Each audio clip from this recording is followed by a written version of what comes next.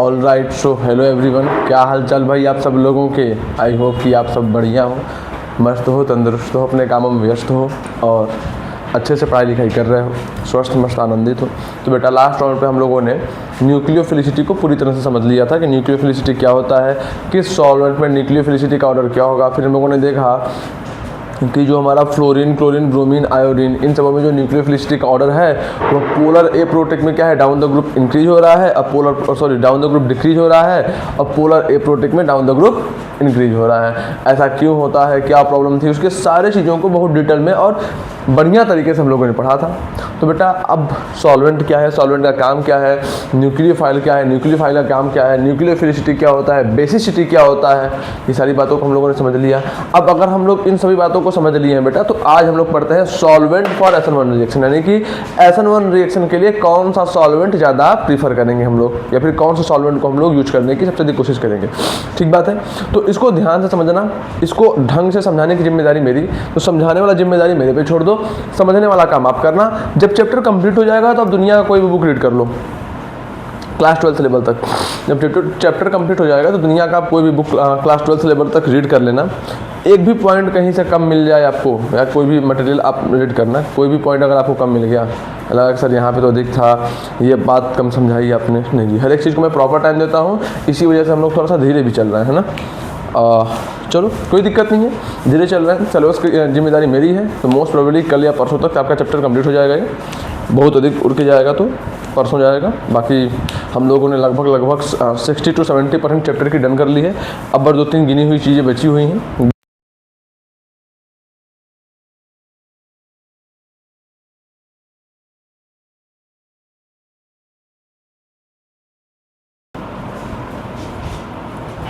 हाँ, तो बेटा आज की क्लास हम लोग थोड़ी सी लंबी सी रखते हैं, 2 से 2.5 घंटे हम लोग ट्राई करेंगे पढ़ने का। गिनी चुनी चीज़ें जो बची हैं उनको कंप्लीट करते हैं, फिर हम लोग एलिमिनेशन रिएक्शन पे आ जाएंगे, फिर ऑर्गेनोमेटेलिक कंपाउंड, फिर मेथड ऑफ प्रिपरेशन, यानी कि यही 3 टॉपिक बचे हुए हैं। तो चलिए स्टार्ट करते हैं, एकदम आराम से स्टार्ट करेंगे, अच्छे तरीके से पढ़ेंगे। तो ठीक है, मेरा नाम है विपुल पांडे और आप सबों का मैं ढेर सारा स्वागत करता हूँ आज के लेक्चर में। ठीक है, तो सबसे पहले good morning to you are. Offline class होती है तो पहले आप लोग मुझे बोलते, बट नहीं है तो मैं आप लोगों को बोल देता हूँ, क्या बात है।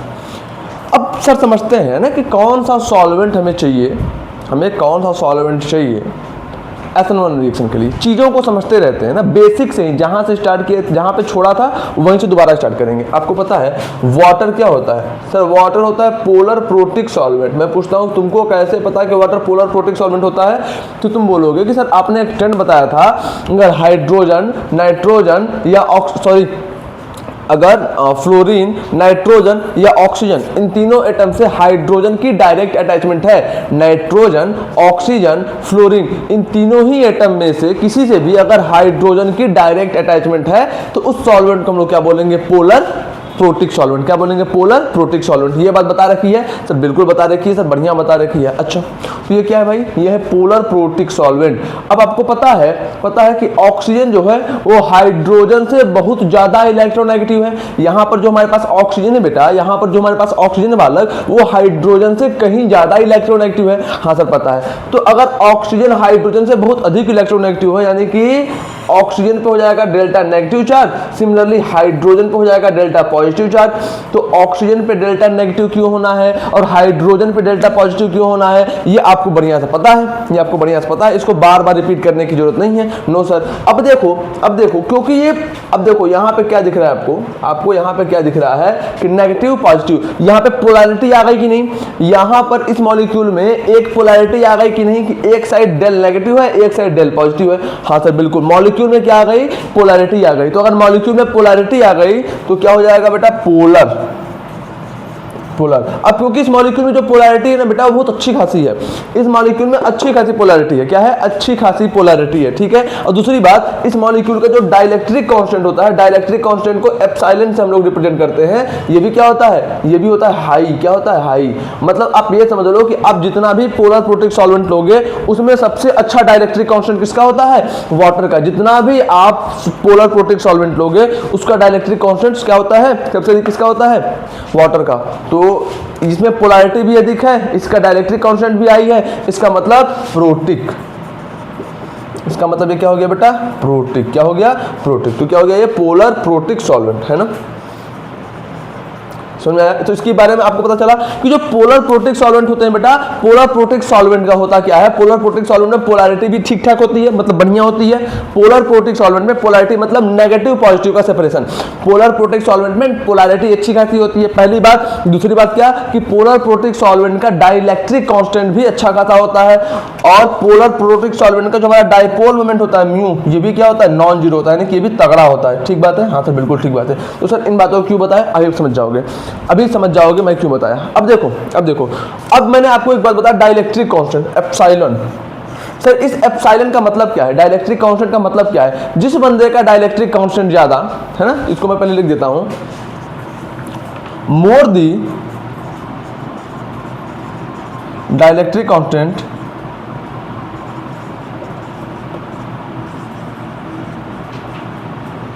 more the dielectric constant of the medium, यानी कि जिस मीडियम का डाइलेक्ट्रिक कांस्टेंट ज्यादा हुआ, more it will reduce bond strength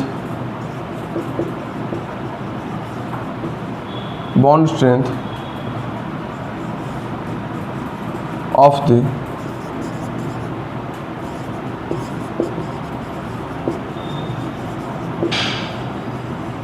reactant molecule, यानी कि जिस मीडियम का डाइलेक्ट्रिक कांस्टेंट ज्यादा होगा वो रिएक्टेंट के मॉलिक्यूल का बॉन्ड स्ट्रेंथ उतना ही ज्यादा कम कर देगा। समझो मान लो हमारे पास एसिटिक एसिड का एक मीडियम है, हमारे पास इथेनॉल का एक मीडियम है, हमारे पास वाटर का एक मीडियम है, हमारे पास एसिटिक एसिड का एक मीडियम है, हमारे पास इथेनॉल का एक मीडियम है, हमारे पास वाटर का एक मीडियम है। ठीक है, अब मैं आपको एक बात बता देता हूं कि जो हमारा डाइलेक्ट्रिक कांस्टेंट का ऑर्डर होता है वो H2O यानी कि वाटर का सबसे अधिक होता है, फिर होता है फॉर्मिक एसिड का, और फिर क्या होता है, इथेनॉल का। ये डाइलेक्ट्रिक कांस्टेंट का ऑर्डर है। ये तीनों क्या है बेटा, पोलर प्रोटिक सॉल्वेंट है, तीनों ही क्या है, पोलर प्रोटिक सॉल्वेंट है। तो इन तीनों ही पोलर प्रोटिक सॉल्वेंट में डाइलेक्ट्रिक कांस्टेंट का जो ऑर्डर है वो सबसे अच्छा है हमारा वाटर का, फिर फॉर्मिक एसिड का, और फिर इथेनॉल का। समझ गए बात को सर, बिल्कुल समझ गए बात को। अब ध्यान देना बेटा, बालक ध्यान देना। अब देखो सबसे अच्छा डाइलेक्ट्रिक कांस्टेंट किसका है, वाटर का। यानी कि अगर हम लोग किसी भी रिएक्टेंट को वाटर में डालते हैं, तो वाटर इस रिएक्टेंट, मान लो सेम रिएक्टेंट है हमारे पास कोई सेम रिएक्टेंट है R, इसको मैंने वाटर में डाला, इसको मैंने फॉर्मिक एसिड में भी डाला, और इस सेम रिएक्टेंट को मैं इथेनॉल में भी डाला, है ना। हाँ सर, तो इस रिएक्टेंट, देखो रिएक्टेंट मान लो, जैसे रिएक्टेंट क्या है, मान लिया मैंने रिएक्टेंट मेरा ये हो गया, ये हो गया हमारा रिएक्टेंट, ये हमारा हो गया रिएक्टेंट। तो रिएक्टेंट में है क्या, रिएक्टेंट में एटम्स के बीच में एक फोर्स ऑफ अट्रैक्शन है कि नहीं, रिएक्टेंट में एटम्स के बीच में एक फोर्स ऑफ अट्रैक्शन है कि नहीं। हाँ सर, ये देखो, ये कार्बन हो गया, क्लोरीन हो गया, ये डेल्टा नेगेटिव, ये डेल्टा पॉजिटिव। क्यों, क्योंकि कार्बन जो है वो क्लोरीन से कम इलेक्ट्रोनेगेटिव है। हाँ सर, तो आपको क्या दिख रहा है, कि बॉन्ड है, कार्बन और क्लोरीन के बीच में एक बॉन्ड है। हाँ सर, तो अगर कार्बन और क्लोरीन के बीच में बेटा एक बॉन्ड है, इसका मतलब कार्बन और क्लोरीन के बीच में एक फोर्स ऑफ अट्रैक्शन भी लग रहा होगा सर। बिल्कुल। तो डाइलेक्ट्रिक कांस्टेंट क्या करता है, कि ये जो बॉन्ड है, ये जो फोर्स ऑफ अट्रैक्शन है, इसको डिक्रीज कर देता है। ये क्या करता है, रिएक्टेंट के बॉन्ड या फोर्स ऑफ अट्रैक्शन को, बॉन्ड स्ट्रेंथ या फोर्स ऑफ अट्रैक्शन को डिक्रीज करता है। कौन डिक्रीज करता है, डाइलेक्ट्रिक डिक्रीज करता है। कौन करता है, डाइइलेक्ट्रिक डिक्रीज करता है। ठीक बात है। हाँ सर, अब इसका मतलब मैं तुमसे पूछता हूं कि सबसे अच्छा डाइलेक्ट्रिक कांस्टेंट वाटर का है, फिर फॉर्मिक एसिड का, फिर इथेनॉल का। इससे क्या समझ रहे हो, तो तुम क्या बोलोगे कि सर अगर हम लोग किसी रिएक्टेंट को वाटर में डालेंगे तो सबसे अधिक उसका फोर्स ऑफ अट्रैक्शन कम होगा, यानी कि जो हमारे पास R रिएक्टेंट है उसका फोर्स ऑफ अट्रैक्शन सबसे अधिक कम कौन करेगा, वाटर करेगा। उसके बाद कौन करेगा, उसके बाद फॉर्मिक एसिड करेगा, और सबसे कम उसका फोर्स ऑफ अट्रैक्शन कौन कम करेगा, ये करेगा इथेनॉल। समझ गए बात को। तो मैं तुमसे पूछता हूं कि reduction in force of attraction क्या होगा, reduction in force of attraction का ऑर्डर क्या होगा। तो आप क्या बोलोगे, सर H2O सबसे अधिक फोर्स ऑफ अट्रैक्शन को रिड्यूस करेगा, फिर फॉर्मिक एसिड, फिर इथेनॉल। तो डाइलेक्ट्रिक क्या होता है, इसका मतलब समझ में आया, डाइलेक्ट्रिक क्या होता है इसका मतलब समझ में आया, डाइलेक्ट्रिक कांस्टेंट से क्या समझ रहे हो, ये कैसे इंपैक्ट करता है रिएक्शन को, ये बात समझ में आया, हाँ सर, ये बात तो हमें समझ में आ चुकी है। तो मैं इसको मिटाऊं बेटा, तो अब अगला डेफिनेशन लिख लो डाइलेक्ट्रिक कांस्टेंट का। डाइलेक्ट्रिक कांस्टेंट का डेफिनेशन लिख लो। It is the property of the medium with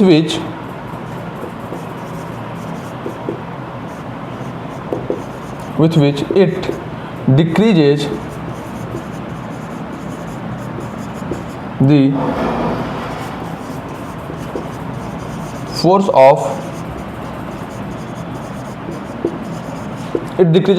of attraction of the reactant molecule, या फिर it decreases the force of attraction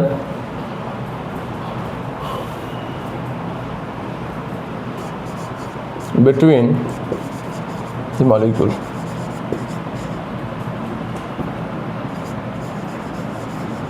ठीक है, तो डाइलेक्ट्रिक क्या होता है बेटा? डाइलेक्ट्रिक कांस्टेंट जो होता है मीडियम की एक ऐसी प्रॉपर्टी होती है जिसके हेल्प से मीडियम जो है वो फोर्स ऑफ अट्रैक्शन, मॉलिक्यूल्स के बीच का फोर्स ऑफ अट्रैक्शन कम करता है। यानी कि डाइलेक्ट्रिक यानी किसी ऐसे अगर आप किसी मीडियम में किसी मॉलिक्यूल को डालते हो, आप किसी मीडियम यानी किसी सॉल्वेंट में जो आप मॉलिक्यूल को डालते हो, तो मीडियम क्या करता है? उस सॉल्वेंट मॉलिक्यूल है उनके बीच में जो फोर्स ऑफ देखो मीडियम मतलब सॉल्वेंट। अगर हम लोग किसी सॉल्वेंट में किसी मॉलिक्यूल को डालते हैं तो सॉल्वेंट क्या करता है कि जिस मॉलिक्यूल को आपने डाला उस मॉलिक्यूल में जो फोर्स ऑफ अट्रैक्शन लग रहा है उसको कम करने का काम है। एग्जांपल समझो कि पानी में नमक डालते हो, पानी घुल जाता है। पानी क्यों घुल जाता है बेटा? क्योंकि पानी में क्या है? Dielectric constant. पानी का डाइलेक्ट्रिक कांस्टेंट सबसे हाई होता है। तो मैं उस बात को भी लिख देता हूं, एप्सिलॉन नॉट ऑफ वाटर सबसे हाई होता है।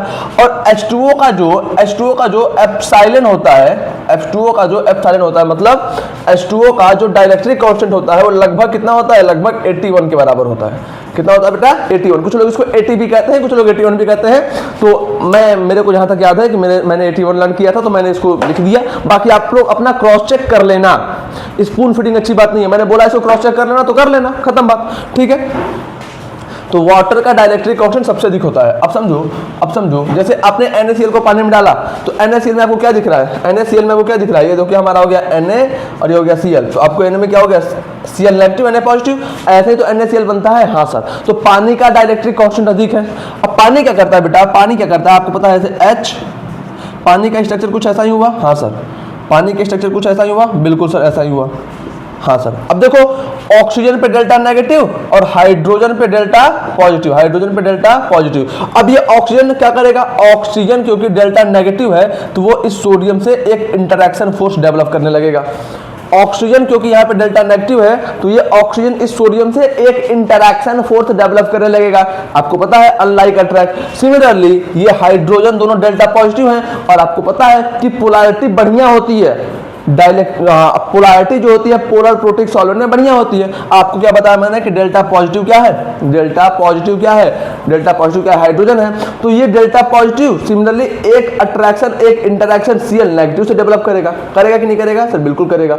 अब देखो बात क्या होता है, क्योंकि पानी में आपने डाला, पानी में आपने NaCl को डाला तो NaCl के साथ क्या हुआ? NaCl के साथ ये हुआ कि पानी के मॉलिक्यूल्स सोडियम क्लोराइड के साथ अपना एक इंटरैक्शन डेवलप करने लगे। पानी के ही मॉलिक्यूल सोडियम क्लोराइड के साथ अपना एक इंटरैक्शन डेवलप करने लगे। अब समझो कि ये NaCl है, इसमें ये पार्ट Na है, ये पार्ट Cl है, ये पार्ट Na है, ये पार्ट Cl है। अब इस Na वाले पार्ट को इधर से कौन खींचने लगा बेटा? इस Na वाले पार्ट को इधर से O नेगेटिव खींचने लगा और इस Cl वाले पार्ट को इधर से कौन खींचने लगा?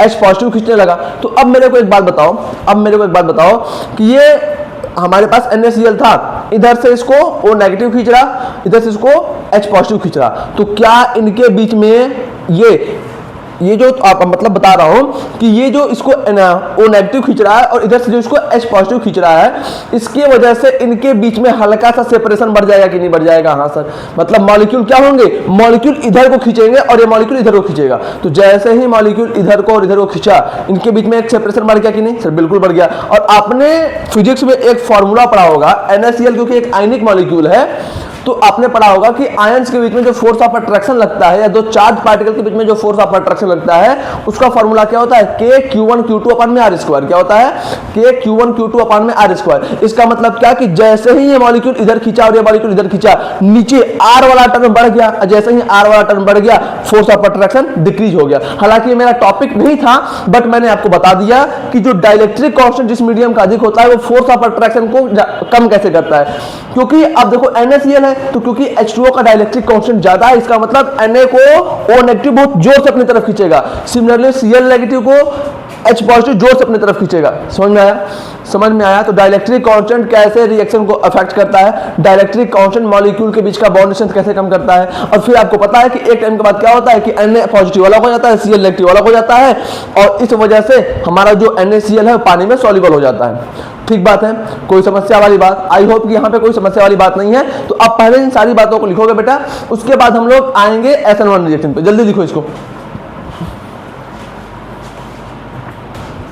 चलो बेटा, तो हम लोग आते हैं SN1 रिएक्शन पे। किस पे आते हैं बेटा, SN1 रिएक्शन पे। ठीक है, अब ध्यान से समझना बेटा बात को एकदम ध्यान से समझना। बात क्या है कि मान लो मैंने ये कोई एक मॉलिक्यूल ले लिया है ना, ठीक, यस सर। अब मैं क्या कराता हूं, मैं इसके लिए SN1 रिएक्शन कराना चाहता हूं, और मैं पूछता हूं कि अगर मैं इसके लिए SN1 रिएक्शन कराना चाहता हूं तो मुझे कौन सा सॉल्वेंट चाहिए, मुझे कौन सा सॉल्वेंट चाहिए। चलो अच्छी बात है, अच्छी बात है। अब सर सॉल्वेंट चूज क्यों करना है बेटा, मैं SN1 रिएक्शन कराना चाह रहा हूं, मैं कौन सा रिएक्शन करवाना चाह रहा हूं, SN1 रिएक्शन करवाना चाह रहा हूं। तो सर सॉल्वेंट क्यों चूज कर रहे हो, बेसिकली बात ये समझो, अभी समझ जाओगे। पहले मैं इसको बताता हूं कि SN1 रिएक्शन में सबसे पहले क्या होता है। तो आप बोलोगे कि सर SN1 रिएक्शन में सबसे पहला स्टेप होता है फॉर्मेशन ऑफ कार्बोकेटायन। सबसे पहला स्टेप क्या होता है, फॉर्मेशन ऑफ कार्बोकेटायन, यानी कि ये बॉन्ड पूरी तरह से क्लोरीन पर शिफ्ट हो जाएगा और यहाँ पे कार्बन पे क्या क्रिएट हो जाएगा, कार्बन पे क्रिएट हो जाएगा एक पॉजिटिव चार्ज। हाँ या ना बोलो, कार्बन पे क्या क्रिएट हो जाएगा बेटा, एक पॉजिटिव चार्ज। जैसा आपने बोलो यस और नो बोलो, यस सर बिल्कुल हो जाएगा।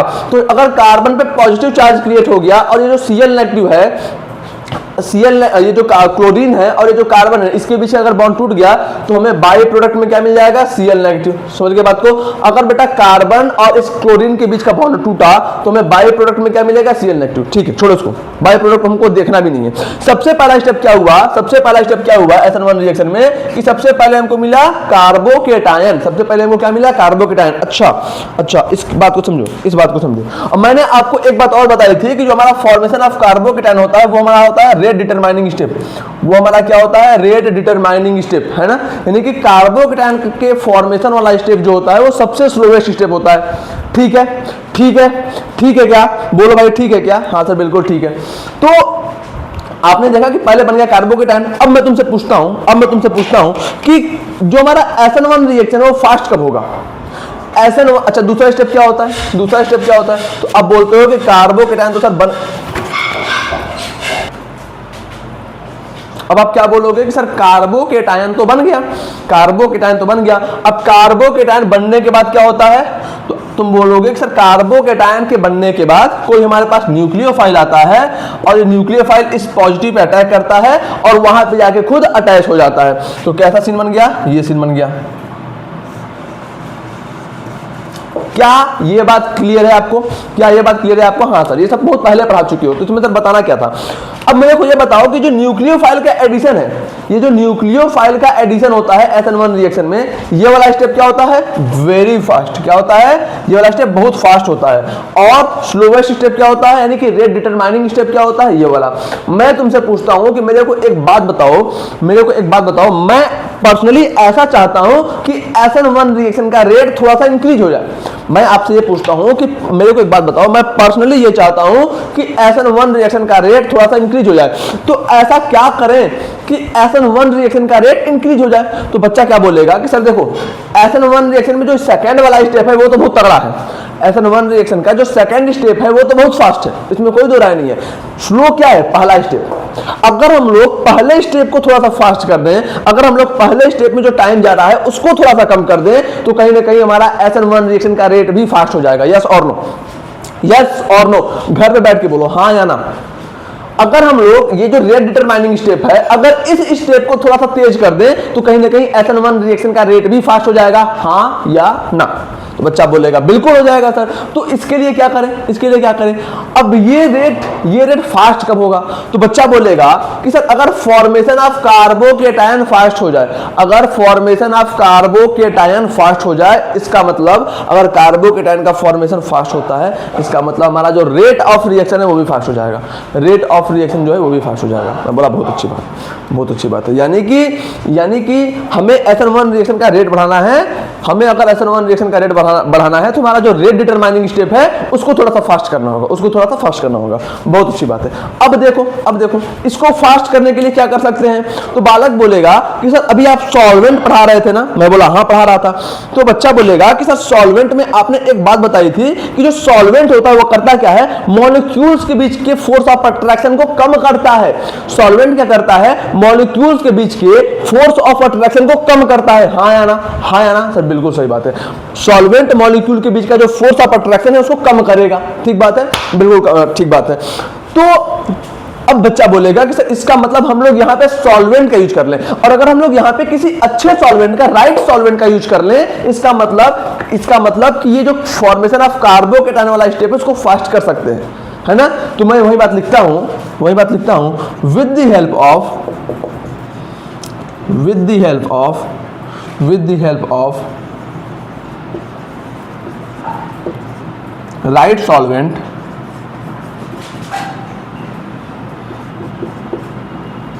right solvent we can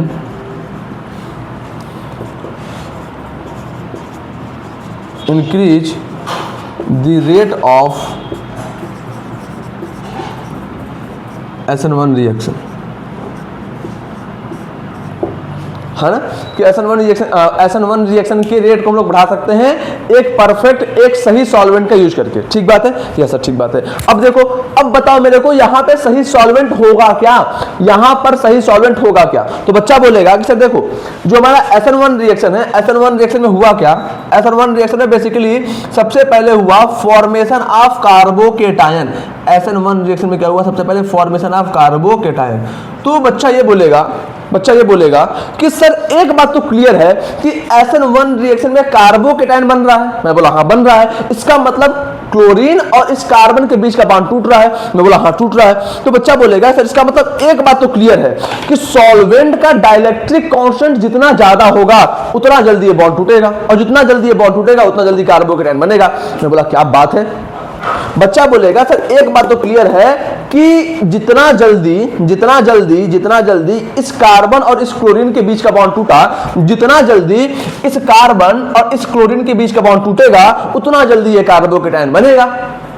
बिल्कुल ठीक बात है। तो अब बताओ कैसा सॉल्वेंट चाहिए? तो बालक बोलेगा कि सर अब क्योंकि मुझे कार्बन और क्लोरीन के बीच के बॉन्ड को फास्ट तोड़ना है, जल्दी तोड़ना है, इस वजह से हमें जो सॉल्वेंट की रिक्वायरमेंट है कहीं ना कहीं उस सॉल्वेंट का डाइलेक्ट्रिक कांस्टेंट ज्यादा होना चाहिए, हाँ या ना? कहीं ना कहीं उस सॉल्वेंट का डाइलेक्ट्रिक कांस्टेंट ज्यादा होना चाहिए। क्यों? क्योंकि मैंने एक बात लिखवा रखा है, जिस सॉल्वेंट का डाइलेक्ट्रिक कांस्टेंट ज्यादा वो सॉल्वेंट मॉलिक्यूल्स के फोर्स ऑफ अट्रैक्शन को उतना कम करता है। ठीक बात है। इसका मतलब solvent of high dielectric constant is required. इसका मतलब solvent of high dielectric constant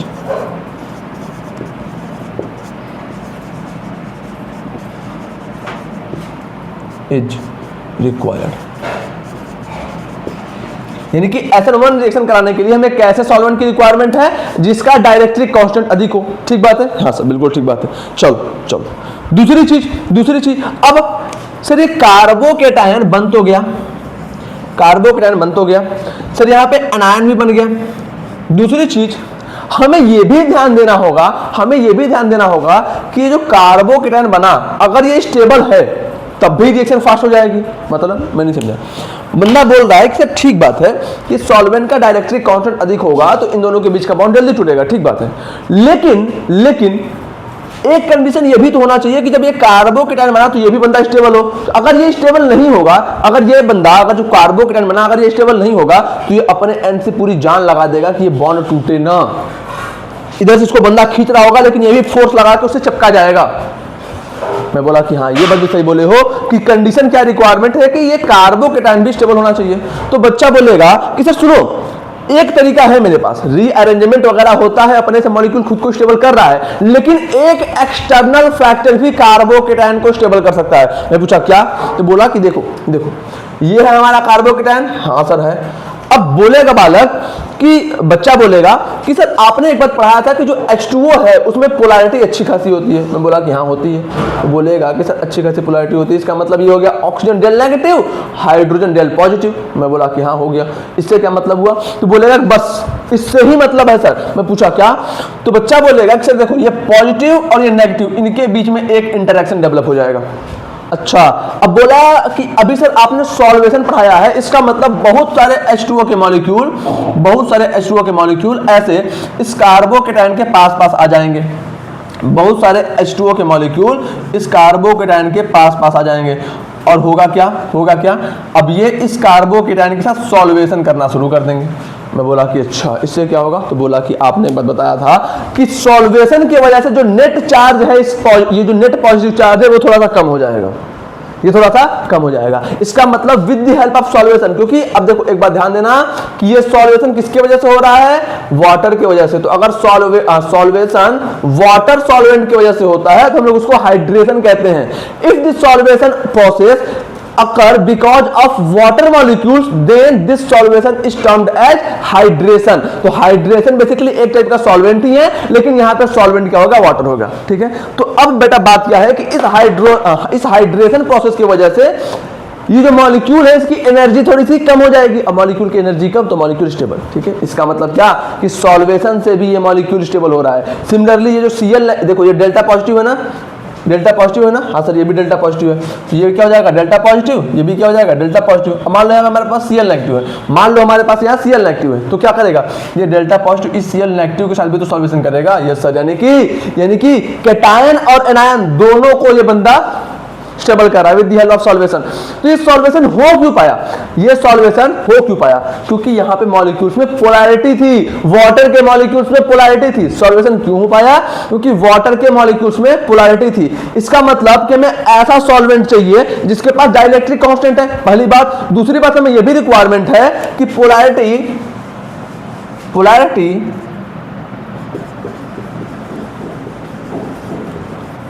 of the water molecule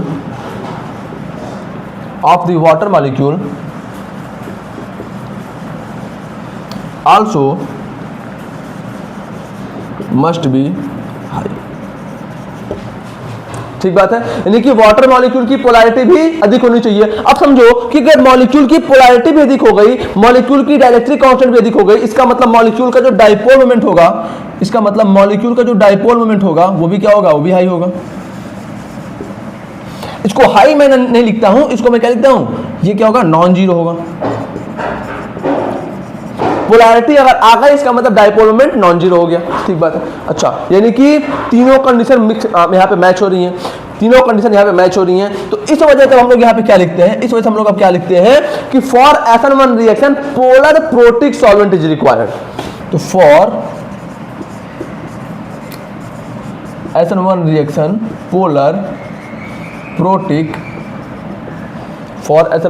polar protic solvent is required.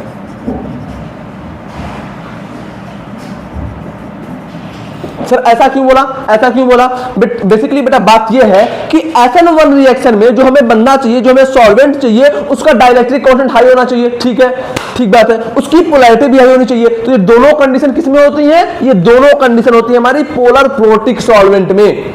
ये दोनों कंडीशन किस में होती हैं? ये दोनों कंडीशन होती है हमारे पोलर प्रोटिक सॉल्वेंट में। बात को ध्यान देना।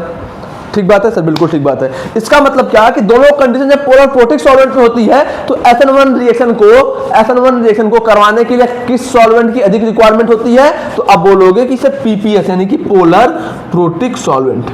यानी कि polar protic solvent is required for SN1 reaction. तो SN1 रिएक्शन में हम लोग किस सॉल्वेंट का यूज करेंगे, आप ये बात समझ चुके हो? हाँ सर, ये बात समझ चुके हो? Yes sir. तो अब जल्दी से इन सारी बातों को नोट डाउन करो, फिर आगे बढ़ते हैं। ठीक है बेटा, तो यहाँ तक की बातें आशा करता हूँ कि आप मुझे निराश नहीं करोगे, आपको समझ में आई होंगी, है ना। आसान सी बातें भी थी। अब क्यों नहीं, अगर जिसको नहीं समझ में आई बेटा वो थोड़ा सा देख लो यार, बैक करके देख लेना। मतलब मैंने अपने तरफ से तो पूरा समझाया, बैक करके एक बार देख लेना, सारी बातों को ध्यान से सुनना, समझ जाओगे। और एकदम ही बेसिक खिला हुआ है, तो पहले बेसिक्स को ठीक करो कि आपको पता ही नहीं है कि ये होता क्या है, डाइलेक्ट्रिक क्या होता है, क्या बोलते डाइपोल मोमेंट क्या होता है, तो सब 11th की बातें हैं। अब मैं यहाँ पे उसको बताना शुरू करूँगा तो 2-3 लेक्चर और लग जाएगा, तो लंबा ही हो रहा टॉपिक, ठीक है। तो आप उन चीज़ों को ठीक करके आओ, ठीक है। बट ऐसी कोई दिक्कत की बात नहीं है, जो भी डाउट होगा पूछते रहो। मैं डाइपोल मोमेंट के लिए बोला हूँ तो एक क्लास ले लूँगा कम से कम आधा घंटे की, उसमें डाइपोल मोमेंट के ट्रिक्स के साथ आसानी से समझाने की कोशिश कर दूँगा। लेकिन बच्चा बोला मेरे को हाइड्रोजन बॉन्डिंग भी नहीं आती, मुझे हाइड्रेशन क्या होता है ये भी नहीं पता, सॉल्वेशन क्या होता है ये भी नहीं पता, मुझे कुछ पता ही नहीं है। तो बेटा पुराने 11th क्लास पढ़ाना है कि 12th पढ़ाना है, तो उसमें तो फिर मैं फंस ही जाऊँगा।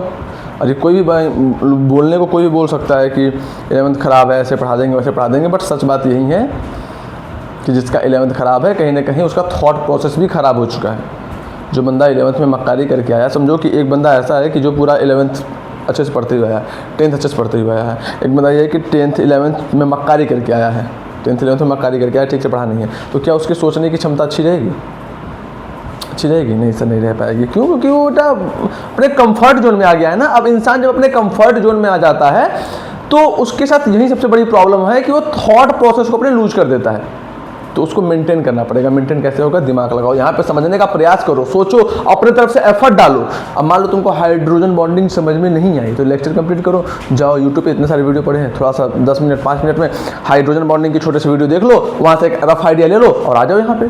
बाकी फिर क्वेश्चन कर रहे हैं हम लोग, बट यहाँ तक समझाना था मैंने भी समझा दिया और आई होप कि आपको समझ में आया होगा बहुत सारी बातें। चलो अब हम लोग क्या बोलते हैं कि पोलर प्रोटिक सॉल्वेंट, देखो polar protic solvent of high dielectric constant is required for SN1 reaction. यानी कि SN1 रिएक्शन को करवाने के लिए हमें जिस सॉल्वेंट की रिक्वायरमेंट थी वो तो था पोलर प्रोटिक सॉल्वेंट, लेकिन उस पोलर प्रोटिक सॉल्वेंट का डाई इलेक्ट्रिक कांस्टेंट कैसा होना चाहिए मेरे बालक? सर हाई होना चाहिए सर, ज्यादा होना चाहिए। क्या ये बात भी क्लियर है? क्या ये बात भी क्लियर है? सर ज्यादा क्यों होना चाहिए? अरे बेटा जितना ज्यादा डाइलेक्ट्रिक कांस्टेंट होगा उतना जल्दी कार्बोकेटायन बनेगा ना। हाँ सर, तो SN1 रिएक्शन में बन रहा है कार्बोकेटायन, यानी कि फॉर्मेशन ऑफ चार्ज, यानी कि बॉन्ड ब्रेकिंग हो रहा है सीधे। तो बॉन्ड ब्रेकिंग तब जल्दी होगा ना जब डाइलेक्ट्रिक कांस्टेंट ज्यादा हो। हाँ या ना? इतनी बातें बताओ, इतनी बातें बताओ। सर बिल्कुल हाँ, सर जी बिल्कुल हाँ, समझ चुके हो? समझ चुके हो? हाँ सर बिल्कुल समझ चुके हैं। अब आओ SN2 रिएक्शन पे आते हैं। किस पे आते हैं बालक? SN2 रिएक्शन पे, ठीक है। क्या था SN2 रिएक्शन? मान लिया हमारे पास ये था,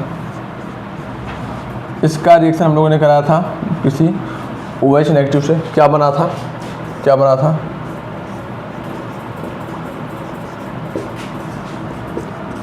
क्या SN2 रिएक्शन नहीं था? हाँ सर। प्लस लिविंग ग्रुप में क्या था? Cl negative. लिविंग ग्रुप में क्या था? Cl नेगेटिव, ठीक है। मैं पूछता हूं कि इसका मैकेनिज्म बताओ, तो बच्चा बोलेगा कि जो रिएक्शन था वो 1 स्टेप में था, इसमें होता था फॉर्मेशन ऑफ ट्रांजिशन स्टेट। वहां पे होता था, वहां पे SN1 में इंटरमीडिएट बनता था। इंटरमीडिएट क्या था? कार्बोकेटायन। लेकिन यहां पे क्या बनता है? Transition state. क्या बनता है? Transition state. ठीक बात है, बहुत अच्छी बात है सर। तो इसका मैकेनिज्म में बच्चा यही बोलेगा कि सर होता ये है कि एक टाइम ऐसा आता है, एक टाइम ऐसा आता है कि हमारा जो OH नेगेटिव है और जो हमारा Cl नेगेटिव है ना,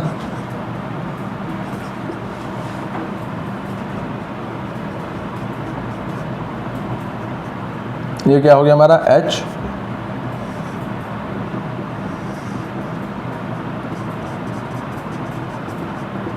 ये हमारा क्या हो गया H। तो बोला था कि बच्चा बोलेगा सर ये होता है हमारा ट्रांजिशन स्टेट, जिसमें एक टाइम पे OH बॉन्ड फॉर्मेशन हो रहा था। OH और कार्बन, OH नेगेटिव और कार्बन के बीच में बॉन्ड फॉर्मेशन हो रहा होता है, और कार्बन और Cl नेगेटिव के बीच में बॉन्ड ब्रेकिंग हो रहा होता है। कार्बन और OH नेगेटिव के बीच में बॉन्ड फॉर्मेशन हो रहा होता है, कार्बन और Cl नेगेटिव के बीच में बॉन्ड ब्रेकिंग हो रहा होता है। बच्चा यही बोलेगा। मैं बोला हाँ ठीक बात है, बहुत अच्छी बात है। क्या बना, ट्रांजिशन स्टेट। क्या बना, ट्रांजिशन स्टेट। बहुत अच्छी बात है, बहुत बढ़िया बात है बेटा, बहुत बढ़िया बात है। तो मुझे अब एक बात बताओ, मुझे आप एक बात बताओ कि SN2 रिएक्शन में सॉल्वेंट कैसा चाहिए, SN2 रिएक्शन में सॉल्वेंट कैसा चाहिए। क्या मैं SN2 रिएक्शन के लिए भी पोलर प्रोटिक सॉल्वेंट को यूज कर लूं, क्या मैं SN2 रिएक्शन के लिए भी पोलर प्रोटिक सॉल्वेंट को यूज कर लूं। तो बच्चा क्या बोलेगा, बच्चा क्या बोलेगा कि सर अगर हम लोग ध्यान से देखें, अगर हम लोग ध्यान से देखें तो हमारा कुछ ऐसा स्ट्रक्चर था H और हमारे पास ये था कहीं ना कहीं OH नेगेटिव आयन, हमारे पास ये क्या था, OH नेगेटिव आयन।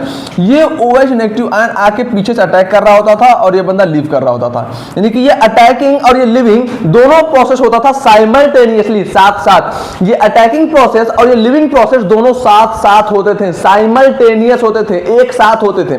बहुत बढ़िया बात है, बहुत अच्छी बात है, बहुत समझदारी की बात है। तो बच्चा ये बोलेगा कि सर चलो चेक करते हैं, सर चलो चेक करते हैं कि पोलर प्रोटिक सॉल्वेंट रिक्वायर्ड है कि नहीं। सबसे पहली बात बच्चे ने यह बात बोला कि सर पोलर सॉल्वेंट तो चाहिए। बच्चे ने बोला, पहला पॉइंट बच्चे ने बोला, मैं उसको लिख देता हूं कि पोलर सॉल्वेंट इज रिक्वायर्ड। अच्छा, मैं पूछा बेटा पोलर सॉल्वेंट क्यों रिक्वायर्ड है। तो बालक बोलेगा कि यार देखो कहीं ना कहीं यहां पे फॉर्मेशन ऑफ आयन हुआ कि नहीं। ट्रांजिशन स्टेट जो है, ट्रांजिशन स्टेट में क्या है, formation of ion source. Transition state एक टाइप का आयन है, डेल्टा नेगेटिव। ट्रांजिशन स्टेट एक टाइप का आयन है, हाँ sir.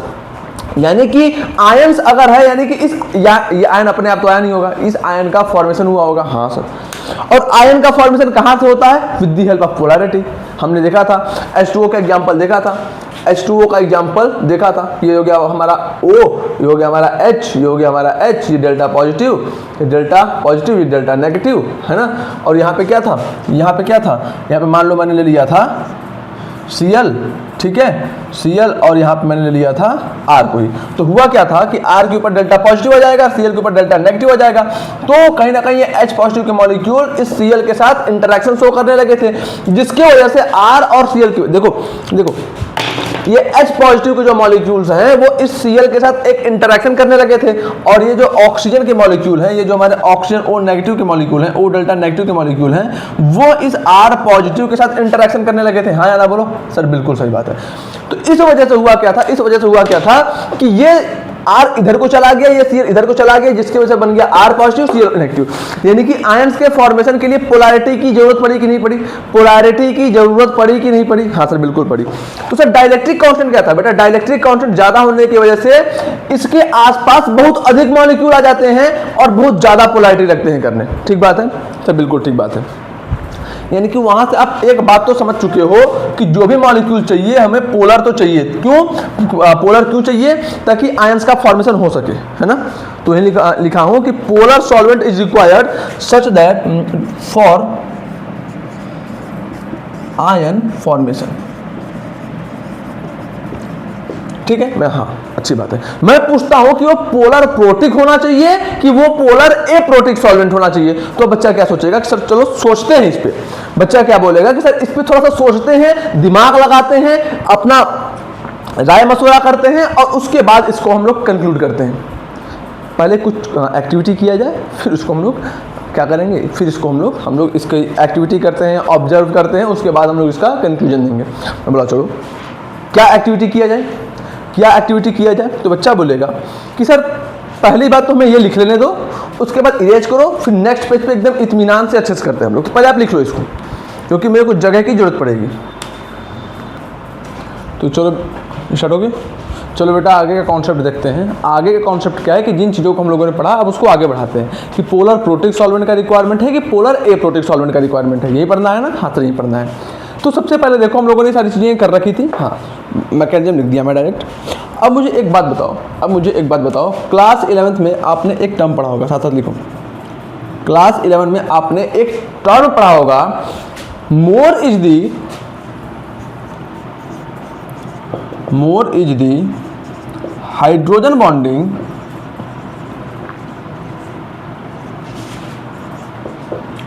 With the anion more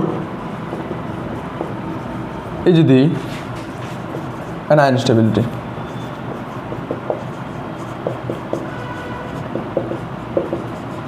है ना, यानी कि एनायन के साथ जितना अधिक हाइड्रोजन बॉन्डिंग होगा या फिर जितना अधिक सॉल्वेशन होगा उतना स्टेबल एनायन होगा। आपने पढ़ा 11th में, नहीं पढ़ा है तो मैं भी आपको 2-3 दिन से यही बातें पढ़ा रहा हूं, तो इसको भी आप याद रख लो कि जितना अधिक हाइड्रोजन बॉन्डिंग होगा या जितना अधिक सॉल्वेशन होगा एनायन के साथ उतना अधिक स्टेबल होगा एनायन। ठीक है, दूसरी बात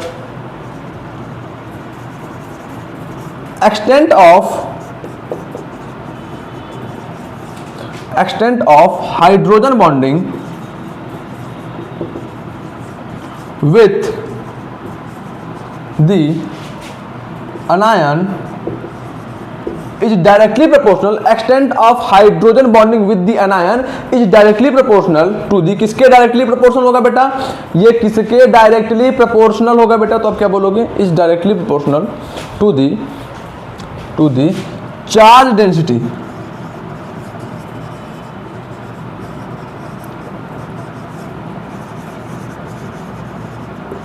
ऑफ एनायन। यानी कि एनायन पे जितना अधिक चार्ज डेंसिटी होगा एनायन के साथ उतना अधिक हाइड्रोजन बॉन्डिंग होगा, और एनायन का चार्ज डेंसिटी जितना कम होगा एनायन के साथ हाइड्रोजन बॉन्डिंग भी उतना कम होगा। आई होप ये बात भी आपको क्लियर हुई, ठीक बात है। अब आओ यहां पे मैं लेता हूं रिएक्टेंट एनायन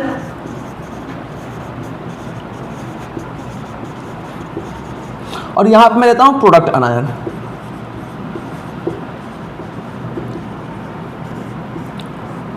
रिएक्टेंट एनायन क्या है बेटा, तो आप बोलोगे सर रिएक्टेंट एनायन में OH नेगेटिव है, रिएक्टेंट एनायन में OH नेगेटिव है, तो मैं लिख देता हूं रिएक्टेंट एनायन क्या है, OH नेगेटिव।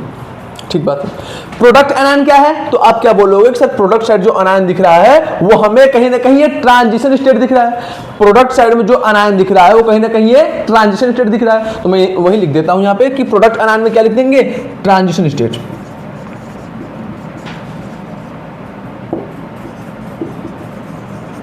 प्रोडक्ट एनायन में हमारे पास ट्रांजिशन स्टेट है, रिएक्टेंट एनायन में हमारे पास OH नेगेटिव है। ठीक बात है, हाँ तो बिल्कुल ठीक बात है। अब देखो चार्ज डेंसिटी का फार्मूला क्या होता है, चार्ज डेंसिटी का फार्मूला होता है चार्ज अपॉन में साइज। यहां पे क्या फार्मूला होता है, यहां पर भी चार्ज अपॉन में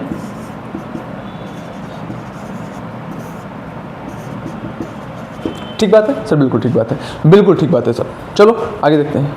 अब देखो यहां पे देखो, यहां पे चार्ज कितना है, यहां पे देखो अगर हम लोग इसको ध्यान से देखें, अगर हम लोग ध्यान से देखें तो यहां पे हमको चार्ज कितना दिखेगा, -1 का। OH नेगेटिव पे चार्ज कितना है, -1 का। OH नेगेटिव पे चार्ज कितना है, -1 का। ठीक बात है। साइज क्या है, इसको मैं साइज लिख देता हूं। और साइज क्या है, OH नेगेटिव का जो साइज है वो क्या है, छोटा है, स्मॉल साइज है। क्या है, स्मॉल साइज।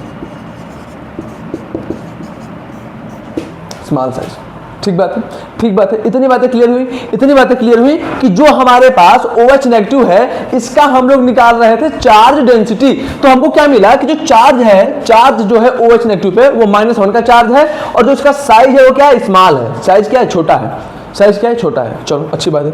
इस पे आते हैं, ट्रांजिशन स्टेट पे आते हैं। इसका चार्ज कितना है सर, यहाँ भी डेल्टा नेगेटिव, यहाँ भी डेल्टा नेगेटिव। इसके टोटल चार्ज को मैं 2 टाइम्स डेल्टा नेगेटिव बोल दूं।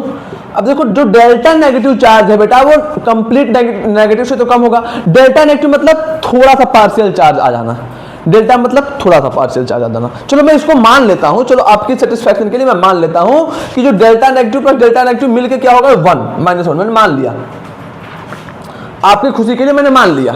चलो अच्छी बात है, इसको मैंने 1 मान लिया। साइज यहां पे क्या होगा, तो आप बोलोगे सर साइज तो यहां पे लार्ज होगा। किसके कंपैरिजन में, इसके कंपैरिजन में इसका साइज बड़ा होगा कि नहीं। ट्रांजिशन स्टेट आपको OH नेगेटिव से बड़ा दिख रहा है कि नहीं, ये बताओ। ये जो OH नेगेटिव है इससे ये ट्रांजिशन स्टेट बड़ा दिख रहा है कि नहीं, तो बोलोगे सर बिल्कुल ट्रांजिशन स्टेट का साइज OH नेगेटिव से बहुत बड़ा है। अच्छी बात है।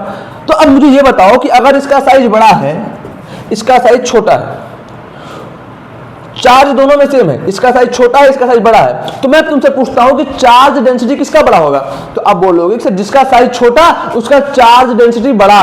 क्यों, क्योंकि charge density is inversely proportional to size of the anion.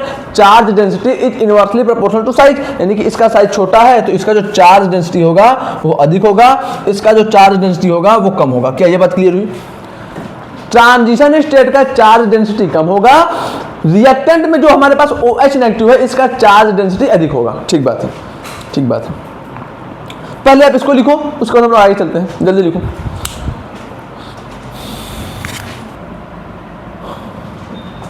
तो चलो बेटा आगे देखते हैं क्या बोलता है कि हम लोगों ने अभी देखा कि रिएक्टेंट साइड में चार्ज डेंसिटी अधिक है और प्रोडक्ट साइड में चार्ज डेंसिटी कम है। रिएक्टेंट साइड में चार्ज डेंसिटी अधिक है, प्रोडक्ट साइड में चार्ज डेंसिटी कम है। सर प्रोडक्ट साइड में चार्ज डेंसिटी कम क्यों है? क्योंकि प्रोडक्ट साइड में जो हमारा एनायन है उसका साइज बड़ा है और जितना बड़ा साइज उतना कम चार्ज डेंसिटी। इतनी बातें क्लियर हुई? सर बिल्कुल क्लियर हुई, सर बिल्कुल क्लियर हो गई। अब देखो अगली बात ध्यान से समझना, अगली बात ध्यान से समझना।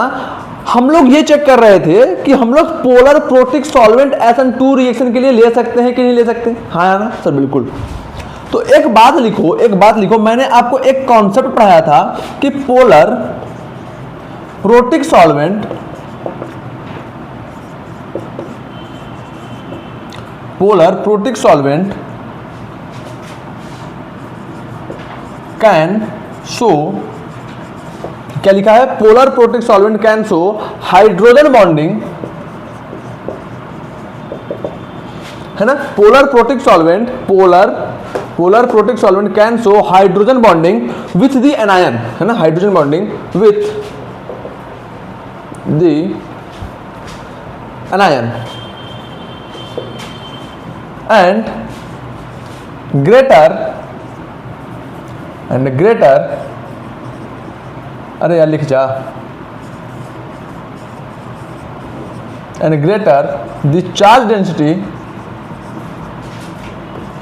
greater the charge density, more is the hydrogen bonding, है ना? यानी कि पोलर प्रोटिक सॉल्वेंट क्या कर सकता है बेटा? हाइड्रोजन बॉन्डिंग कर सकता है एनायन के साथ, और जितना अधिक चार्ज डेंसिटी होगा उतना अधिक हाइड्रोजन बॉन्डिंग करेगा। ठीक, हाँ सर। अगला बात आपको ये भी पता है कि extent of hydrogen bonding stabilize the anion. तो एक्सटेंट ऑफ,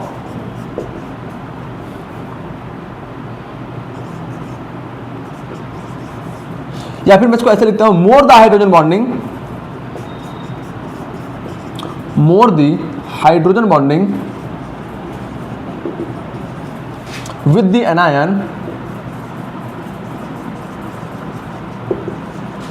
मोर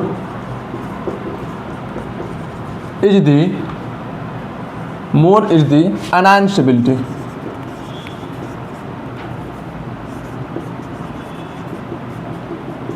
क्या बात भी क्लियर है? यानी कि जितना अधिक हाइड्रोजन बॉन्डिंग होगा उतना अधिक एनायन की स्टेबिलिटी होगा। ठीक है, हाँ सर। अब पोलर प्रोटिक सॉल्वेंट क्या करता है? एनायन के साथ हाइड्रोजन बॉन्डिंग करता है। अब चलो फिर से आते हैं, और यहाँ पे एक बात और लिखवाया हूं, greater the charge density more is the hydrogen bonding. तो अब मुझे ये बताओ कि ये है हमारे पास OH नेगेटिव और यहाँ पर है हमारा ट्रांजिशन स्टेट।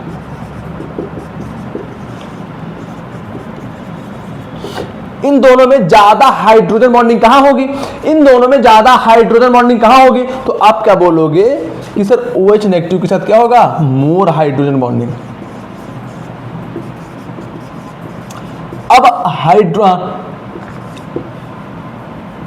एक बात बताओ कि OH नेगेटिव के साथ ज्यादा हाइड्रोजन बॉन्डिंग क्यों होगा बालक?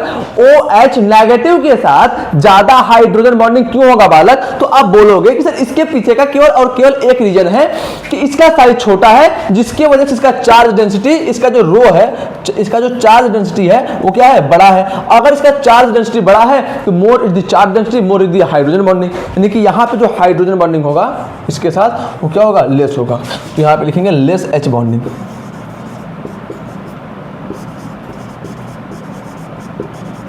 ठीक बात है सर? बिल्कुल ठीक बात है सर, बिल्कुल ठीक बात है। अब अगली बात देखो, अगर इसके साथ, क्योंकि इसका साइज स्मॉल है और इसके साथ अगर हाइड्रोजन बॉन्डिंग अधिक हो गया, इसका मतलब यहां पर जो स्टेबिलिटी ऑफ एनायन है, यहां पर जो स्टेबिलिटी ऑफ एनायन है वो क्या हो जाएगा? ज्यादा हो जाएगा। यहां पर जो स्टेबिलिटी ऑफ एनायन है वो क्या हो जाएगा? बोलो, वो क्या हो जाएगा? वो ज्यादा हो जाएगा। और यहां पे जो एनायन स्टेबिलिटी है वो क्या हो जाएगा?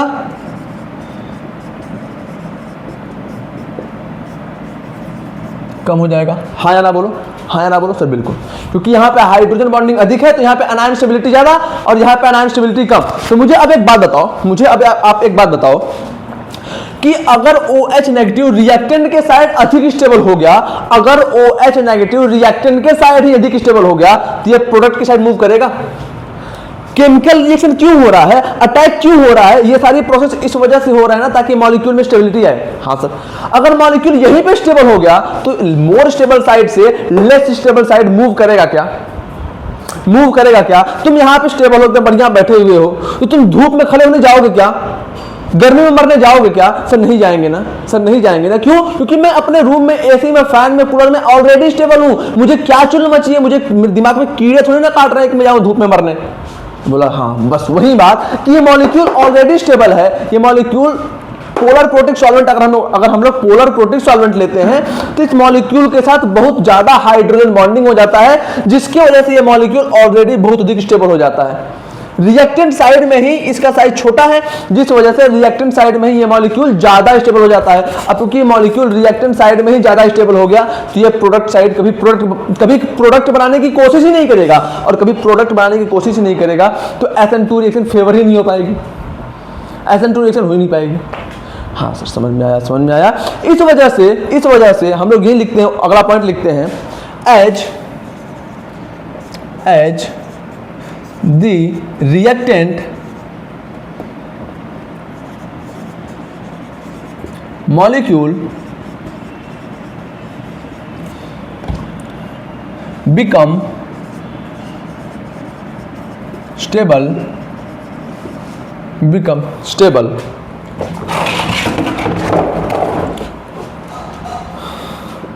in PPS मतलब पोलर प्रोटिक सॉल्वेंट, PPS मतलब polar protic solvent, in PPS because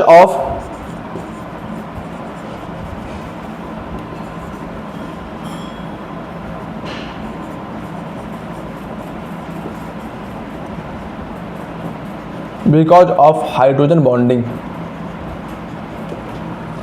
बेटा देखो नीचे क्या आ रहा है वीडियो में, ये सब नहीं आ रहा, थोड़ा सा उसको करो, खड़े हो जाओ, वो करो, थोड़ा सेट करो, पूरा रहा, खड़े हो जाओ 2 मिनट, वहाँ पे एनालिसिस कर लो उसका। ठीक है, तो क्या लिखा हूँ, ये वाला नहीं आ रहा है, ऊपर वाला भी नहीं आ रहा, दोनों आ रहा। तो क्या है बेटा, as the reactant molecule become stable in polar protic solvent because of hydrogen bonding. Hydrogen bonding की वजह से पोलर प्रोटिक सॉल्वेंट में रिएक्टेंट के मॉलिक्यूल क्या हो जा रहे हैं, स्टेबल हो जा रहे हैं। अब रिएक्टेंट के मॉलिक्यूल स्टेबल हो जा रहे हैं तो वो क्या ट्राई करेंगे, हेंस को मैं ऐसे लिखता हूं, हेंस डू नॉट पार्टिसिपेट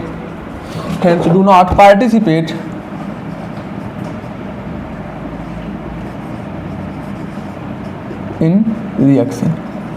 अब अगर रिएक्टेंट के मॉलिक्यूल स्टेबल हो गए हाइड्रोजन बॉन्डिंग की वजह से, पहले ही स्टेबल हो गए, तो रिएक्शन में पार्टिसिपेट भी नहीं करेंगे। तो आप इतनी बातों को लिखो, फिर हम लोग आगे लिखते हैं। जल्दी देखो, दिख रहा है ना प्रॉपर नीचे वाला, यहां तक रिएक्शन तक पूरा ना। तो चलो बालक, हम लोग अब आगे की बातें पढ़ते हैं। आगे की बात क्या है कि अब हम लोगों ने क्या देख लिया कि अगर हम लोग पोलर प्रोटिक सॉल्वेंट यूज कर रहे थे तो उस केस में रिएक्टेंट के साथ क्या हो जा रहा था, हाइड्रोजन बॉन्डिंग हो जा रहा था। तो अब लिखो, if we use polar protic solvent then if we use polar protic solvent then hydrogen bonding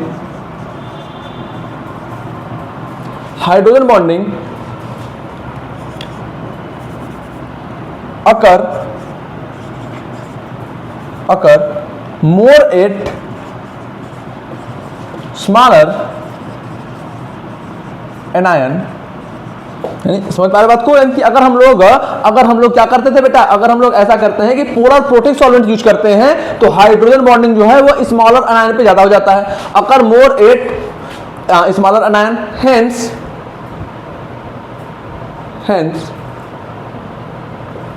stability of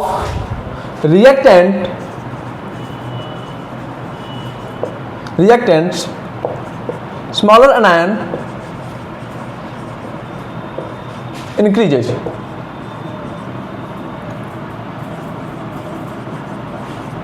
समझ गए बात को? यानी कि इसकी वजह से जो हमारा रिएक्टेंट था, जो छोटा रिएक्टेंट था, स्मॉलर अनायन था, उसकी स्टेबिलिटी बढ़ जाती है. Hence therefore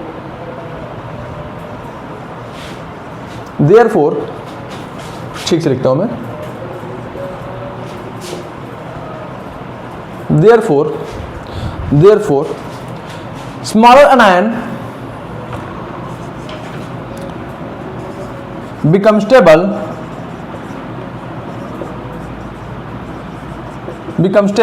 and do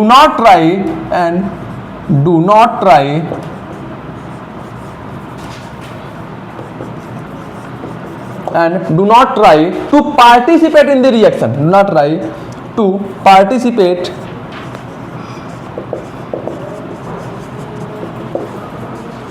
in the reaction. समझ में आया? यानी कि इस वजह से जो हमारे पास अनायन है वह रिएक्शन में पार्टिसिपेट करने को ट्राई नहीं करेंगे, इतनी बातें क्लियर हुई. ठीक बात है. अब देखो, अब क्या करना है बेटा, अब हम लोग आपको कुछ और कॉन्सेप्ट बताएंगे. अब वो कुछ और कॉन्सेप्ट क्या होगा, हम लोग थोड़ा सा एनर्जी डायग्राम को समझेंगे. तो हम लोग क्या करेंगे, एनर्जी डायग्राम को समझेंगे. तो सबसे पहली बात, एक पॉइंट और लिखता हूं कि अब क्योंकि पोलर प्रोटिक सॉल्वेंट को यूज कर रहे हैं तो ये सारी दिक्कतें आ रही हैं. अब जब ये सारी दिक्कतें आ रही हैं तो रिएक्शन पार्टिसिपेट करने को ट्राई नहीं करेगा. रिएक्टेंट जो है वो रिएक्शन में पार्टिसिपेट करने को ट्राई नहीं करेगा क्योंकि वो पहले ही स्टेबल हो जा रहा है. तो वही अगली बात लिखेंगे, हेंस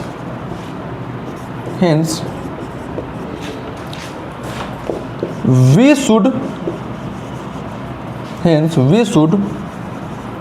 not use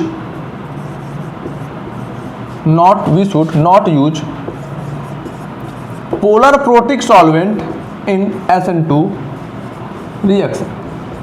यानी कि इस वजह से हम लोग SN2 रिएक्शन में पोलर प्रोटिक सॉल्वेंट को यूज नहीं करते हैं. समझ में आया? इस वजह से हम लोग रिएक्शन में पोलर प्रोटिक सॉल्वेंट को यूज नहीं करते. अगली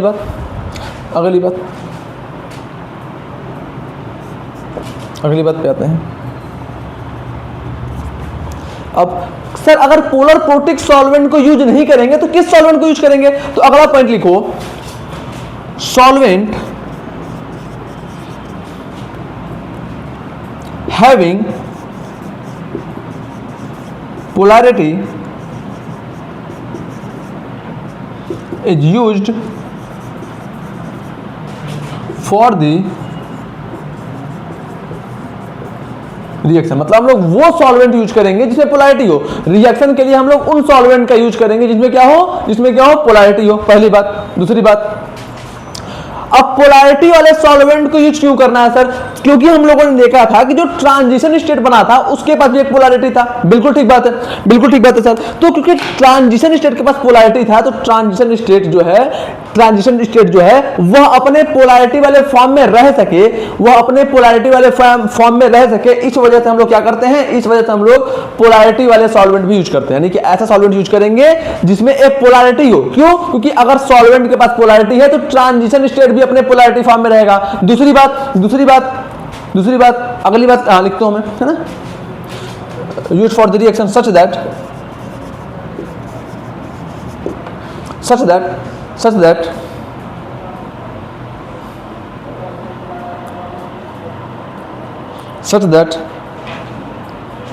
ions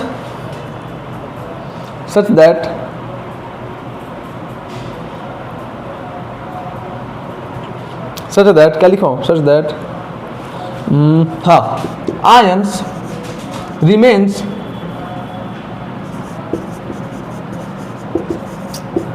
in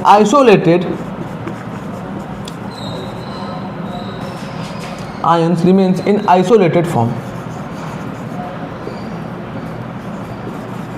ठीक है, यानी कि इससे फायदा क्या होगा कि जो आयंस हैं वो अपने इंडिविजुअल फॉर्म में रह सकते हैं। मतलब हमारे पास पोलैरिटी होनी चाहिए। पोलैरिटी वाले सॉल्वेंट क्यों यूज करेंगे, देखो आपको समझा दिया कि सॉल्वेंट हम लोग ऐसा यूज करेंगे जो पोलैरिटी क्रिएट करे। किसके बीच में पोलैरिटी क्रिएट करे, वो रिएक्टेंट या प्रोडक्ट के मॉलिक्यूल के बीच में पोलैरिटी को क्रिएट करे। इससे फायदा क्या होगा, इससे फायदा ये होगा कि जो आयंस हैं वह अपने आयनिक फॉर्म में रह सकते हैं, वो अपने आयनिक फॉर्म में आइसोलेटेड रह सकते हैं। ठीक बात है, यस सर। तो अब देखो अगली बात कि सर हमको जो सॉल्वेंट चाहिए वो पोलर तो चाहिए, सॉल्वेंट जो चाहिए वो पोलर तो चाहिए ताकि आयंस अपने आइसोलेटेड फॉर्म में रह सके, आयंस क्रिएट हो सके। ठीक बात है, हाँ सर। तो सर ये पोलर सॉल्वेंट किस टाइप की चाहिए, प्रोटिक की एप्रोटिक? तो अभी हम लोगों ने देख लिया कि पोलर प्रोटिक सॉल्वेंट तो यूज नहीं करने, पोलर प्रोटिक सॉल्वेंट तो यूज नहीं करने, बचा क्या, एप्रोटिक। तो polar aprotic solvent is used for the SN2 reaction, is used for the SN2 reaction। क्यों सर, अब समझो, ये जो पॉइंट मैंने लिखवाया था इसको समझाता हूं। मान लो हमारे पास जो पोलर प्रोटिक सॉल्वेंट का एग्जांपल मैंने क्या लिखवाया था, एसीटोन था, डाइमिथाइल सल्फोक्साइड था, क्राउन इधर था, डाइमिथाइल फॉर्मामाइड था। चलो मैं एसीटोन से समझाता हूं। मैं किसे समझाता हूं, एसीटोन से समझाता हूं। हमारे पास ये OH नेगेटिव है, यस सर। अब देखो OH नेगेटिव का पोलर ए प्रोटिक सॉल्वेंट में अच्छा सॉल्वेशन नहीं होगा। OH नेगेटिव का पोलर ए प्रोटिक सॉल्वेंट में अच्छा सॉल्वेशन नहीं होगा। सर क्यों नहीं होगा, और देखो एसीटोन का फॉर्मूला यही हो गया,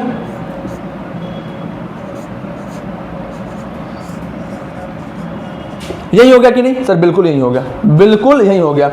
ऑक्सीजन पे डेल्टा नेगेटिव, कार्बन पर डेल्टा पॉजिटिव। अब देखो सॉल्वेशन अच्छा क्यों नहीं हो पाएगा, क्योंकि ये जो CH3 है और ये भी जो CH3 है वो क्या करेंगे, वो दोनों इस कार्बन को प्लस I इफेक्ट प्रोवाइड करेंगे। क्या करेंगे, दोनों इस कार्बन को प्लस I इफेक्ट प्रोवाइड करेंगे। पहली बात कि दोनों इस कार्बन को क्या करेंगे, प्लस I इफेक्ट प्रोवाइड करेंगे। अब देखो अगर इस कार्बन पे ये ग्रुप और ये ग्रुप दोनों प्लस I इफेक्ट प्रोवाइड कर रहे हैं तो क्या होगा, क्या this partial positive charge, this partial positive charge, this partial positive charge decreases, partial positive charge decreases. अच्छा, अब बात को समझो, क्योंकि ये दोनों ग्रुप इस डेल्टा पॉजिटिव को प्लस I इफेक्ट प्रोवाइड कर रहे हैं, जिसकी वजह से ये पार्शियल पॉजिटिव चार्ज जो था वो कम हो गया।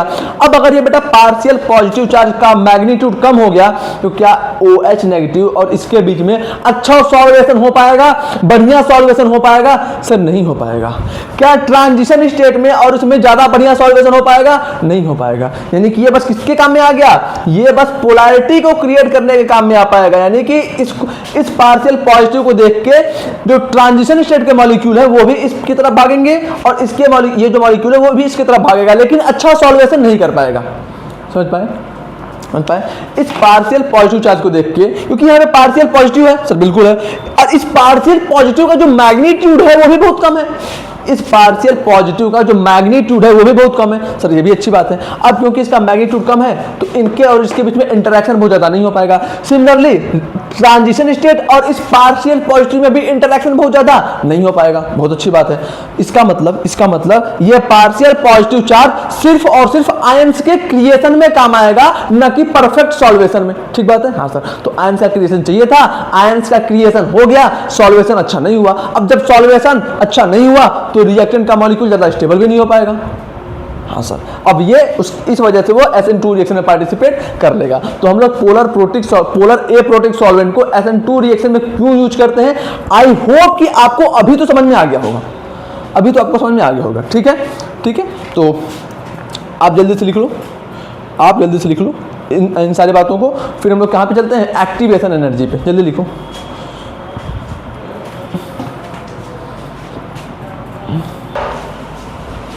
तो चलो बालक, अब देखते हैं हम लोग कुछ आगे की बातें। सर आगे की बातें क्या हैं? तो जो मैं सॉल्वेशन वाली बातें बता रहा था ना, उसको थोड़ा सा एक्सप्लेन कर देता हूँ, क्योंकि आप में से कई के पास डाउट रह सकता है। जैसे देखो क्या था।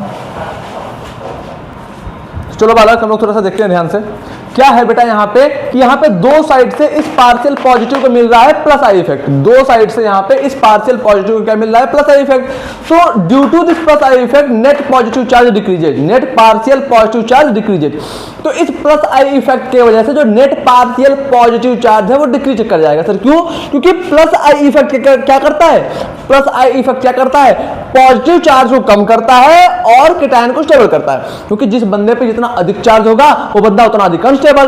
तो उसके ऊपर अगर बहुत ज्यादा पॉजिटिव चार्ज है तो सब क्या करेंगे, उसको थोड़ा सा इलेक्ट्रॉन दे देंगे ताकि उसके पॉजिटिव चार्ज कम हो जाए। अब जैसे उसका पॉजिटिव चार्ज थोड़ा सा कम होगा वो बंदा खुश होने लगेगा। ठीक है, तो प्लस आई इफेक्ट क्या करता है कि via donation of electron through sigma bond it decreases the positive charge on N atom, due to this stability increases because we know that stability is inversely proportional to charge. यानी कि किसी atom की जो stability होता है उस atom पे कितना चार्ज प्रेजेंट है उसके इनवर्सली प्रोपोर्शनल होता है। यानी कि अगर एटम पे चार्ज कम स्टेबिलिटी ज्यादा, अगर एटम पे चार्ज ज्यादा स्टेबिलिटी कम। इतनी बातें क्लियर है? इतनी बातें क्लियर है बालक? इतनी बातें क्लियर है बालक? हाँ सर बिल्कुल क्लियर है।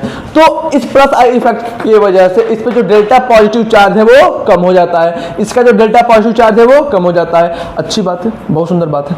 तो अब मुझे एक बात बताओ, इस पे जो डेल्टा पॉजिटिव चार्ज है, इस पे जो डेल्टा पॉजिटिव चार्ज है इसका मैग्नीट्यूड कम है, तो लिख देता हूं लेस मैग्नीट्यूड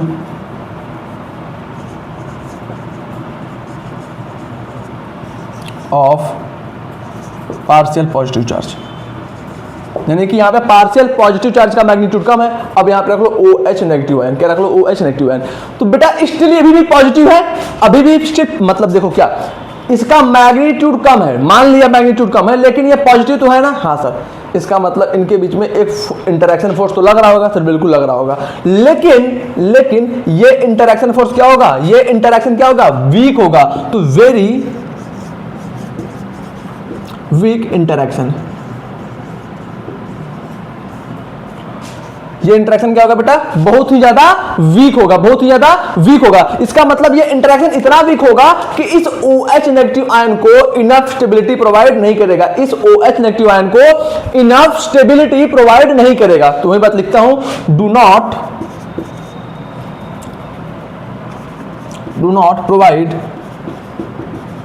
क्या लिखता हूं, do not provide enough stability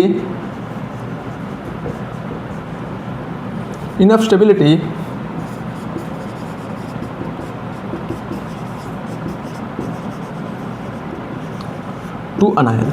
समझ गए बात को? हाँ सर समझ गए बात को। अब आओ ट्रांजिशन स्टेट में आते हैं। अब आओ ट्रांजिशन स्टेट में आते हैं। क्या ट्रांजिशन स्टेट बिल्कुल यही था?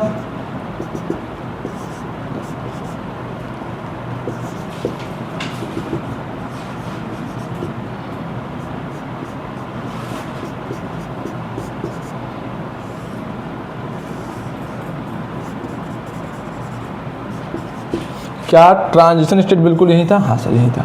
तो अब देखो क्या होगा, सिमिलरली जो ये मॉलिक्यूल है वो इधर को भी आएगा, डेल्टा नेगेटिव दिखा, इधर को भी आएगा इंटरेक्शन क्रिएट करने के लिए। आ गया C double bond O CH3, ये हो गया डेल्टा पॉजिटिव, क्या यहां पर ये इंटरेक्शन शो नहीं करेगा? सर यहां पर भी इंटरेक्शन शो करेगा, सर यहां पर भी इंटरेक्शन शो करेगा, लेकिन यहां पर भी ये जो इंटरेक्शन है बेटा, यहां पर भी ये जो इंटरेक्शन है वो क्या होगा, वीक इंटरेक्शन होगा।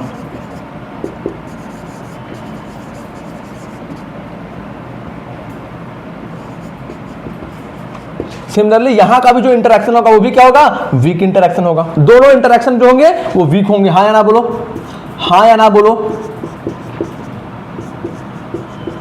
ये डेल्टा पॉजिटिव, ये जो इंटरेक्शंस होंगे क्या होंगे, ये इंटरेक्शंस क्या होंगे बेटा, ये इंटरेक्शंस हमारे वीक होंगे। क्या होंगे, वीक होंगे। ठीक बात है, यस और नो?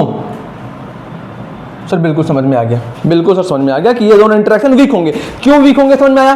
तो अब ये मतलब इंटरेक्शन अगर वीक है यानी कि ये भी अनायन को ज्यादा स्टेबिलिटी तो प्रोवाइड नहीं करेंगे। हाँ सर, अनायन को स्टेबिलिटी प्रोवाइड नहीं करेंगे, लेकिन ये अपने इंटरेक्शन की वजह से इतना जरूर ट्राई करेंगे कि ये जो अनायन है और ये जो अनायन है अपने आइसोलेटेड फॉर्म में थोड़ी देर तक रह सके। मतलब कहने का ये कि ये दोनों अपने इंटरेक्शन फोर्स से ये जरूर ट्राई करेंगे कि अनायन कुछ टाइम तक या फिर ये जो प्रोसेस है बॉन्ड ब्रेकिंग और बॉन्ड फ्यूजन, ये प्रोसेस धीरे धीरे हो, मतलब कि धीरे धीरे निकले वो धीरे धीरे जाए।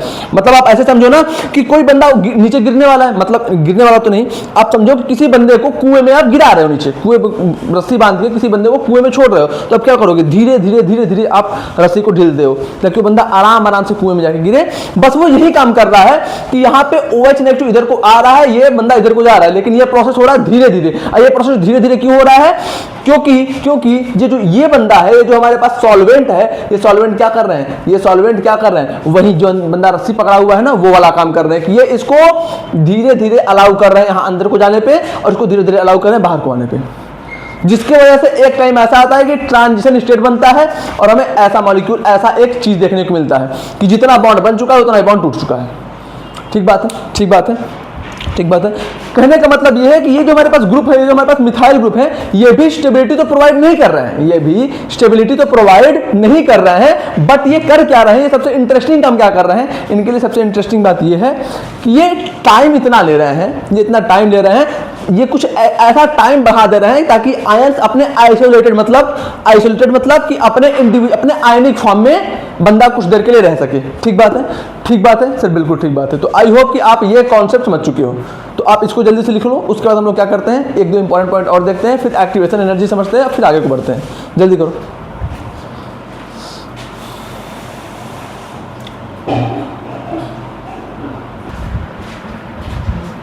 चलो बेटा हम लोग पढ़ते हैं कॉन्सेप्ट ऑफ एक्टिवेशन एनर्जी। क्या पढ़ते हैं, कॉन्सेप्ट ऑफ एक्टिवेशन एनर्जी। जल्दी हेडिंग डालो, कॉन्सेप्ट ऑफ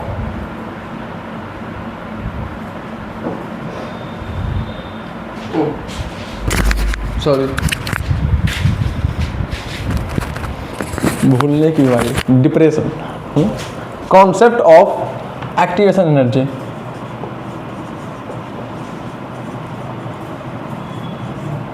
अब हम लोग थोड़ा समझते हैं कि एक्टिवेशन एनर्जी का कॉन्सेप्ट क्या है, क्या बताता है, क्या कहता है, क्या होता है, देख लेते हैं। जल्दी देखो, जल्दी देखो। सबसे पहली बात क्या थी, जैसे जैसे मैं आपसे सवाल पूछूंगा वैसे वैसे आपको जवाब देना है। जैसे जैसे मैं आपसे सवाल पूछूंगा आपको वैसे वैसे जवाब देना है। ठीक बात है, हाँ सर ठीक बात है। पहली बात आप ध्यान रखना, stronger is the bond strength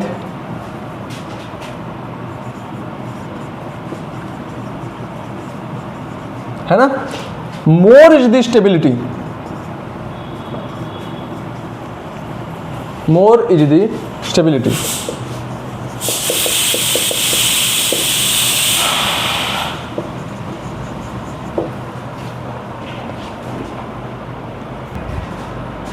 ठीक है बेटा, तो चलो आओ देखते हैं क्या बोला कि stronger is the bond strength, more is the stability of the molecule. यानी कि तुमसे मैं अगर पूछूं कि देखो ये RF है, ये RCl है, ये RBr है और ये RI है। मैं तुमसे पूछता हूं कि इसमें सबसे स्टेबल मॉलिक्यूल कौन है, तो आप क्या देखोगे कि सबसे अच्छा बॉन्ड स्ट्रेंथ किसका है, मतलब कि जिस मॉलिक्यूल के बीच में सबसे तगड़ा बॉन्ड स्ट्रेंथ है वो मॉलिक्यूल सबसे अधिक स्टेबल, वो मॉलिक्यूल सबसे अधिक स्टेबल। ठीक बात है, हाँ सर।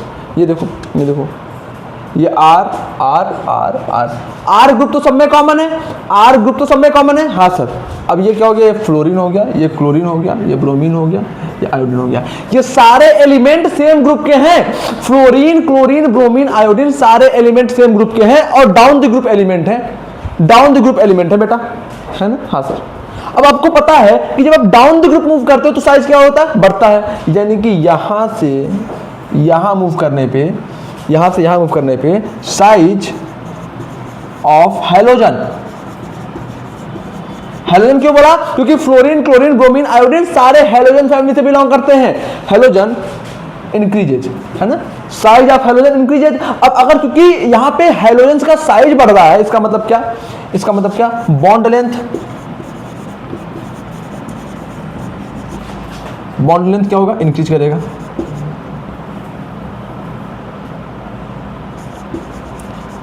बॉन्ड लेंथ इंक्रीज करेगा। अब अगर बॉन्ड लेंथ इंक्रीज करेगा तो आपको पता है कि जिसका जितना बड़ा बॉन्ड लेंथ उसका उतना कम bond strength. Bond length is inversely proportional to bond strength. आपको पता है कि अगर बॉन्ड लेंथ बड़ा है तो बॉन्ड स्ट्रेंथ कम, मतलब कि अगर बॉन्ड लेंथ ज्यादा है तो बॉन्ड को तोड़ना आसान है, अगर बॉन्ड लेंथ कम है तो बॉन्ड को तोड़ना मुश्किल है। आपको ये बात पता है सर, बिल्कुल पता थी, तो ये बात लिखता हूं। हेंस बॉन्ड स्ट्रेंथ, इसका मतलब क्या हुआ, इसका मतलब ये हुआ कि जो बॉन्ड स्ट्रेंथ है वो क्या करेगा, डिक्रीज करेगा। बॉन्ड स्ट्रेंथ क्या करेगा बेटा, डिक्रीज करेगा। ठीक बात है, हाँ सर ठीक बात है। इसका मतलब बॉन्ड स्ट्रेंथ का ऑर्डर, आरएफ का सबसे अच्छा बॉन्ड स्ट्रेंथ, फिर आरसीएल का, फिर आरबीआर का, और सबसे कम बॉन्ड स्ट्रेंथ आरआई का। ठीक है, क्योंकि यहाँ पे हाइड्रोजन का साइज बढ़ता चला जा रहा है, इस वजह से बॉन्ड स्ट्रेंथ घटता चला जा रहा है। ठीक बात है, ये सब बिल्कुल ठीक बात। तो अब मैं तुमसे पूछता हूँ कि कौन सा मॉलिक्यूल सबसे अधिक स्टेबल है, कौन सा मॉलिक्यूल यहाँ पर सबसे अधिक स्टेबल है? तो आप क्या बोलोगे कि जिस मॉलिक्यूल का सबसे अधिक बॉन्ड स्ट्रेंथ है वो मॉलिक्यूल सबसे अधिक स्टेबल है, और जिस मॉलिक्यूल का सबसे कम बॉन्ड लेंथ है वो मॉलिक्यूल सबसे कम अनस्टेबल है। ठीक है, यानी कि सबसे अधिक बॉन्ड स्ट्रेंथ आरएफ का है, यानी कि ये क्या है, सबसे अधिक स्टेबल है। क्या है, सबसे अधिक स्टेबल है। समझ पाया बात को, समझ पाया बात को, समझ पाया बात को? तो स्टेबिलिटी का भी ऑर्डर क्या हो जाएगा, ऑर्डर ऑफ स्टेबिलिटी भी क्या हो जाएगा, इधर से इधर स्टेबिलिटी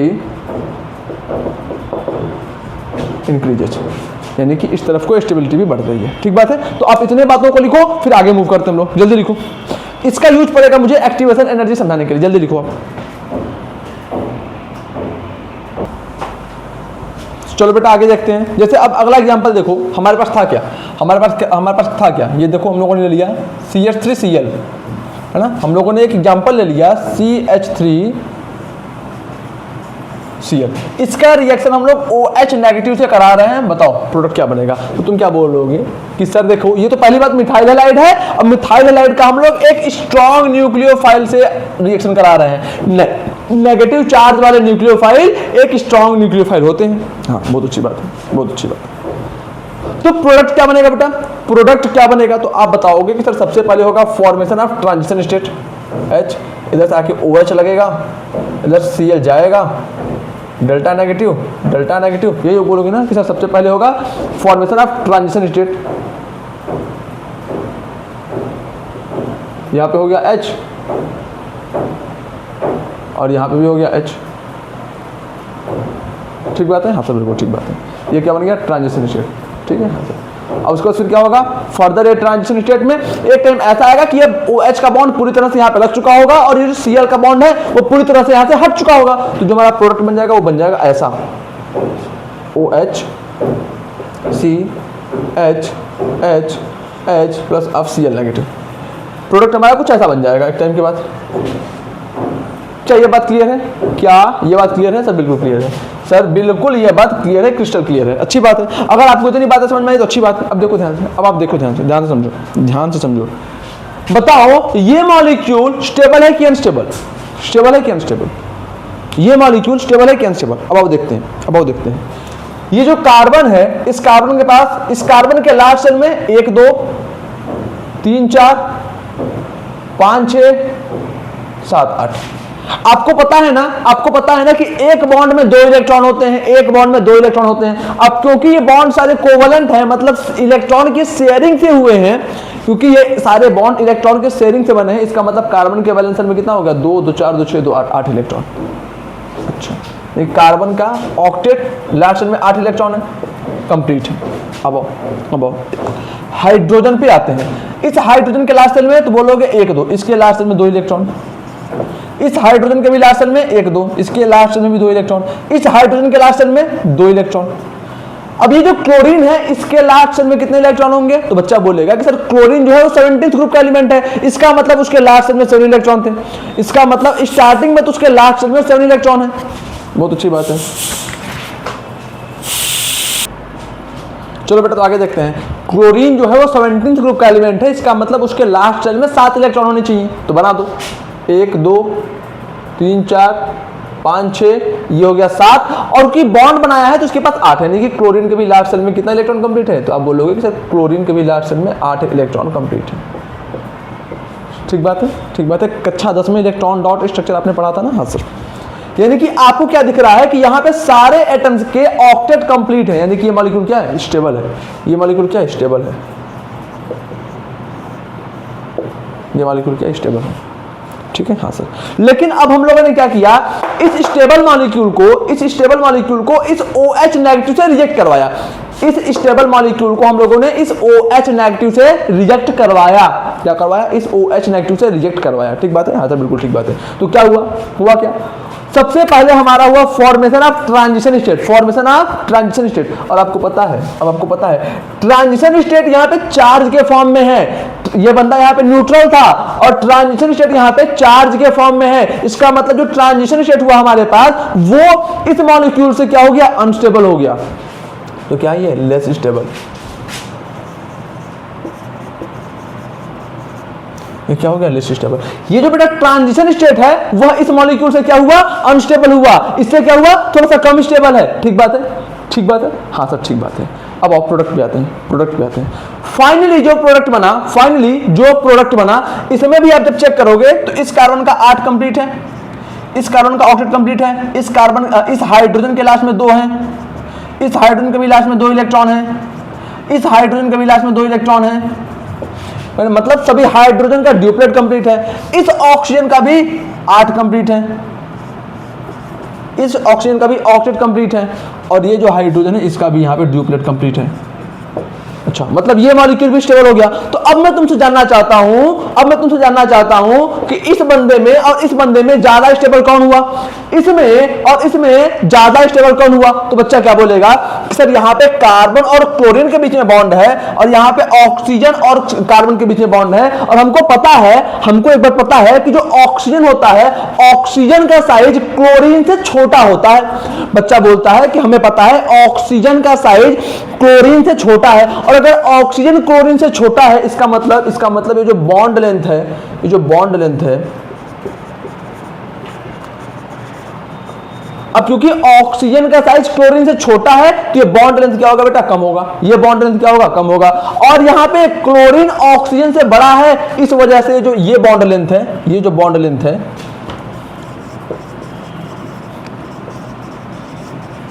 ये जो बॉन्ड लेंथ है वो क्या होगा, मोर होगा, ज्यादा होगा। ठीक बात है, ठीक बात है, हाँ सर ठीक बात है। ये बॉन्ड लेंथ क्या होगा, ज्यादा होगा।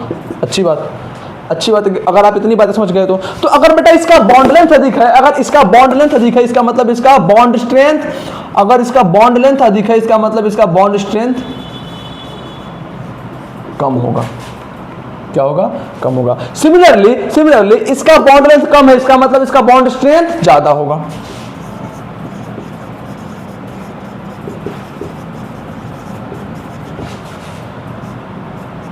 अब अगली बात, अगर इसका बॉन्ड स्ट्रेंथ ज्यादा है, अगर इसका बॉन्ड स्ट्रेंथ ज्यादा है तो ये इसके कंपैरिजन में ये बंदा मोर स्टेबल, क्या हुआ, मोर स्टेबल।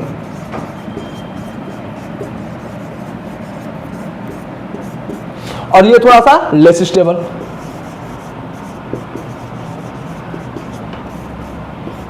क्या ये बात भी क्लियर है, क्या ये बात भी क्लियर है, हाँ ये बात भी बिल्कुल बढ़िया बिंदास क्लियर है। आगे समझो, आगे समझो, आगे समझो, आगे समझो, ध्यान से समझना, ध्यान से समझना। ये स्टेबल है, ये सॉरी, ये ज्यादा स्टेबल है, ये थोड़ा सा कम स्टेबल है, ये थोड़ा सा ज्यादा स्टेबल है, थोड़ा सा कम स्टेबल है। तो मैं कहना क्या चाहता हूं, मैं कहना ये चाहता हूं बेटा, मैं कहना ये चाहता हूं कि पहले एक बात बताओ कि जो बंदा अधिक स्टेबल उसकी एनर्जी कम, जो मॉलिक्यूल ज्यादा स्टेबल है उस मॉलिक्यूल की एनर्जी कम होगी, और जो मॉलिक्यूल कम स्टेबल है उसकी एनर्जी ज्यादा होगी। समझ पाए बात को, जो मॉलिक्यूल ज्यादा स्टेबल है उसकी एनर्जी कम होगी, और जो मॉलिक्यूल कम स्टेबल है उसकी एनर्जी ज्यादा होगी। ठीक बात है, ठीक बात है सर, बिल्कुल ठीक बात है सर, बिल्कुल ठीक बात है। तो मैं वही पॉइंट लिखता हूं पहले, यहां पे बादल बनाओ और माहिष्मती के साम्राज्य का नाम लेके यहां पे एक पॉइंट लिखो, मोर is the stability, more is the stability of the molecule, less will be the molecule की अगर स्टेबिलिटी अधिक है तो उसकी less will be the energy of the molecule.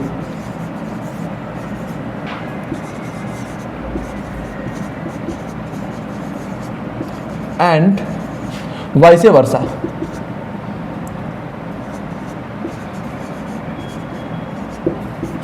ठीक है, ठीक है, हाँ सर, हाँ सर। मतलब अगर मॉलिक्यूल की स्टेबिलिटी ज्यादा है अगर मॉलिक्यूल की स्टेबिलिटी ज्यादा है तो मॉलिक्यूल की एनर्जी कम, अगर मॉलिक्यूल की स्टेबिलिटी कम है तो एनर्जी ज्यादा।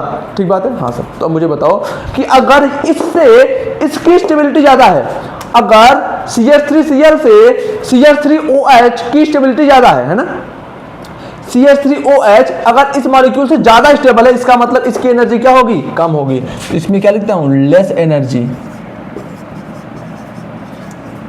इस मॉलिक्यूल की एनर्जी क्या होगी? कम होगी, तो मैंने लिख दिया लेस एनर्जी। और इस मॉलिक्यूल की एनर्जी क्या होगी? इसके कंपैरिजन में ज्यादा होगी। इस मॉलिक्यूल की एनर्जी इसके कंपैरिजन में ज्यादा होगी, तो मैं इसको क्या लिख देता हूं? More energy. क्या लिख देता हूं? More energy. इस मॉलिक्यूल के पास अधिक एनर्जी होगी। ठीक बात है? ठीक बात है सर, बिल्कुल ठीक बात है। इतनी बातें समझ गए? इतनी बातें समझ गए? इतनी बातें समझ गए? हाँ सर। अब आओ, अब आओ, अब आओ।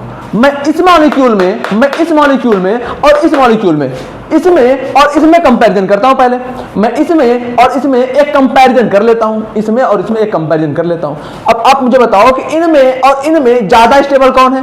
इस ट्रांजिशन स्टेट में और इस रिएक्टेंट में ज्यादा स्टेबल कौन है? तो आप क्या बोलोगे कि सर रिएक्टेंट है टोटली न्यूट्रल, और ये जो ट्रांजिशन स्टेट है वह एक आयन के फॉर्म में है, वो एक चार्ज के फॉर्म में है। इसका मतलब जो हमारा रिएक्टेंट है वो क्या है? ये जो रिएक्टेंट है वो क्या है? More stable then transition state. तो मैं लिख देता हूं मोर स्टेबल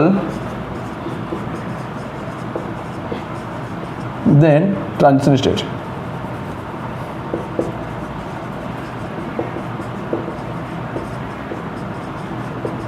मतलब कि ये जो हमारा रिएक्टेंट है वो ट्रांजिशन स्टेट से ज्यादा स्टेबल है। हाँ या ना? हाँ या ना? सर बिल्कुल सही बात बोल रहे हो कि रिएक्टेंट ट्रांजिशन स्टेट से ज्यादा स्टेबल है। अब अगर रिएक्टेंट ट्रांजिशन स्टेट से बेटा ज्यादा स्टेबल है, इसका मतलब मैं इसे मिटा देता हूं ना थोड़ा सा। अगर रिएक्टेंट ट्रांजिशन स्टेट से ज्यादा स्टेबल है, इसका मतलब क्या? एनर्जी ऑफ रिएक्टेंट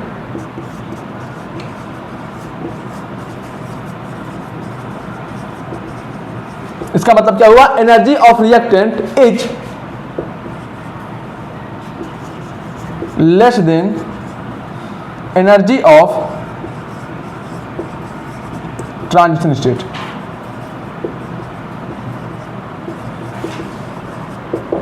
अगर रिएक्टेंट के मॉलिक्यूल ट्रांजिशन स्टेट से अधिक स्टेबल है, इसका मतलब तो यही हुआ ना कि रिएक्टेंट की जो एनर्जी है वो ट्रांजिशन स्टेट से कम है। रिएक्टेंट की एनर्जी जो है वो ट्रांजिशन स्टेट से कम है। ठीक है? ठीक है? क्लियर? इतनी बात समझ में आई? तो पहले आप इतनी बात को नोट डाउन करो, फिर मैं आगे की बात बताता हूं। पूरे फोकस से सुनते रहो, पूरे फोकस से सुनते रहो। एक्टिवेशन एनर्जी बिल्कुल हवा की तरह निकाल दूंगा। जल्दी ध्यान से इसको लिख लो और ध्यान से सुनो। तो चलो बेटा आगे की बात समझते हैं। आगे की बात क्या है कि रिएक्टेंट से ट्रांजिशन स्टेट की एनर्जी कम है। मतलब मैं क्या कहना चाह रहा हूं कि जो रिएक्टेंट की एनर्जी है वो ट्रांजिशन स्टेट से कम है, और ट्रांजिशन स्टेट की जो एनर्जी है वो रिएक्टेंट से ज्यादा है। मैं बोलता हूं, मान लेता हूं कि जो ट्रांजिशन स्टेट है इसकी एनर्जी है कुछ 40 किलो जूल पर मोल। मैंने मान लिया कि जो रिएक्टेंट है उसकी एनर्जी क्या है? 40 किलो जूल। कितना है? 40 किलो जूल। ठीक है? और मैंने मान लिया कि जो हमारा ट्रांजिशन स्टेट है उसकी एनर्जी कितनी है? उसकी एनर्जी कितनी है? इसको मैंने मान लिया 60 किलो जूल। और हम लोगों ने एक चीज और देखा, क्योंकि प्रोडक्ट जो है वह इससे अधिक स्टेबल है तो इसकी जो एनर्जी होगी वो रिएक्टेंट से कम होगी। प्रोडक्ट जो है बेटा, जो प्रोडक्ट है वो रिएक्टेंट से ज्यादा स्टेबल है, इसका मतलब प्रोडक्ट की जो एनर्जी होगी वो इससे कम होगी, वो रिएक्टेंट से कम होगी। हाँ या ना? हाँ या ना? सर बिल्कुल कम होगी, बिल्कुल कम होगी सर। मान लिया मैंने इसकी कुछ जो एनर्जी है वह 30 किलो जूल पर मोल, 30 किलो जूल मान लिया मैंने। ठीक बात है? ठीक बात है सर, बिल्कुल ठीक बात है सर, बिल्कुल ठीक बात है। अब ध्यान देना, इसकी एनर्जी 40 किलो जूल, इसकी एनर्जी 60 किलो जूल। रिएक्टेंट की energy 40 kilo joule, transition state की एनर्जी 60 किलो जूल। अच्छा, इसका मतलब जब रिएक्शन प्रोसीड हुआ, जब रिएक्शन होना स्टार्ट हुआ तो रिएक्टेंट से ट्रांजिशन स्टेट तक एनर्जी बढ़ी। जब रिएक्शन होना स्टार्ट हुआ तो रिएक्टेंट साइड से ट्रांजिशन स्टेट साइड तक एनर्जी बढ़ी। समझ पा रहे बात को? जब रिएक्शन इंक्रीज हुआ तो रिएक्टेंट साइड से ट्रांजिशन स्टेट साइड तक एनर्जी बढ़ी, है ना? हाँ सब बढ़ी। कितनी बढ़ी? 20 किलो जूल। कितनी बढ़ी? 20 किलो जूल। तो रिएक्टेंट से ट्रांजिशन स्टेट साइड तक या फिर रिएक्टेंट से इंटरमीडिएट साइड तक जो एनर्जी इंक्रीज होती है उसी एनर्जी को हम लोग क्या बोलते हैं, एक्टिवेशन एनर्जी। क्या बोलते हैं, एक्टिवेशन एनर्जी।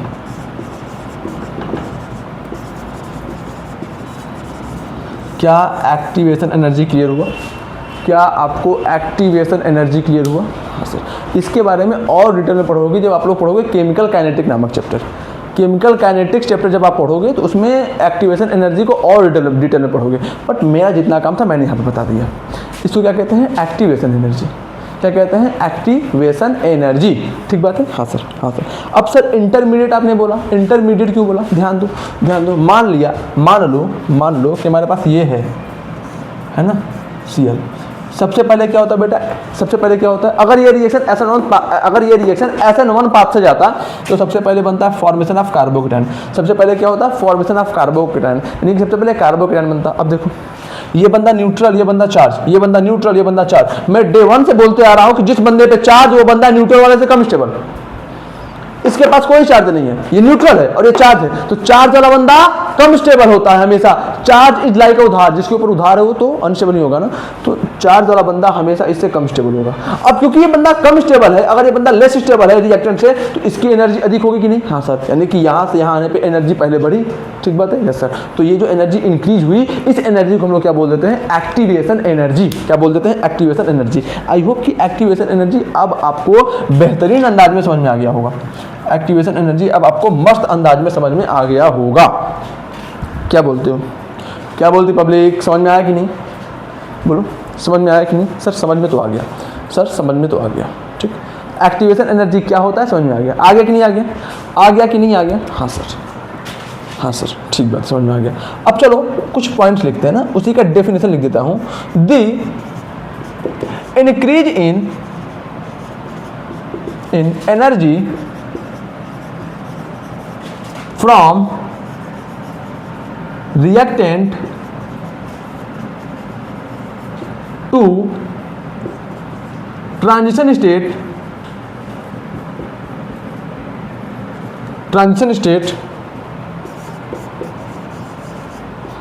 और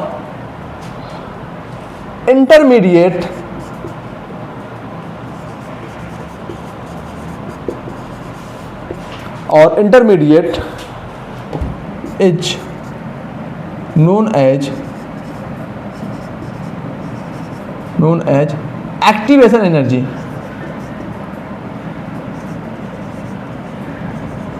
is known as activation energy, है ना। the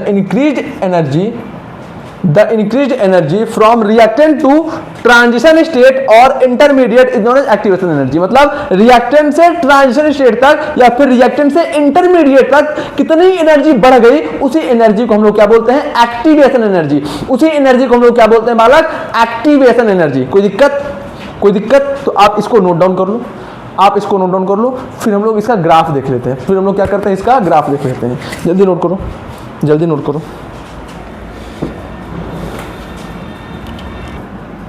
तो अब चलो बेटा हम लोग क्या देख लेते हैं, ग्राफ देख लेते हैं। क्या देख लेते हैं, हम लोगों ने जो चीजें पढ़ ली हैं उससे रिलेटेड कुछ ग्राफ देख लेते हैं, है ना। ग्राफ,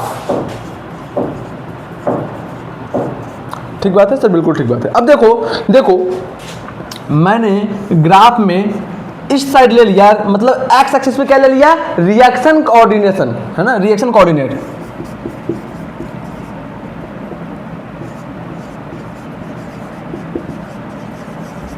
एक्स एक्सिस पे मैंने ले लिया रिएक्शन कोऑर्डिनेट और वाई एक्सिस पे मैंने क्या ले लिया, एनर्जी। अब देखो बेटा ध्यान से समझो, ध्यान से समझो। मान लिया कि जो हमारा रिएक्टेंट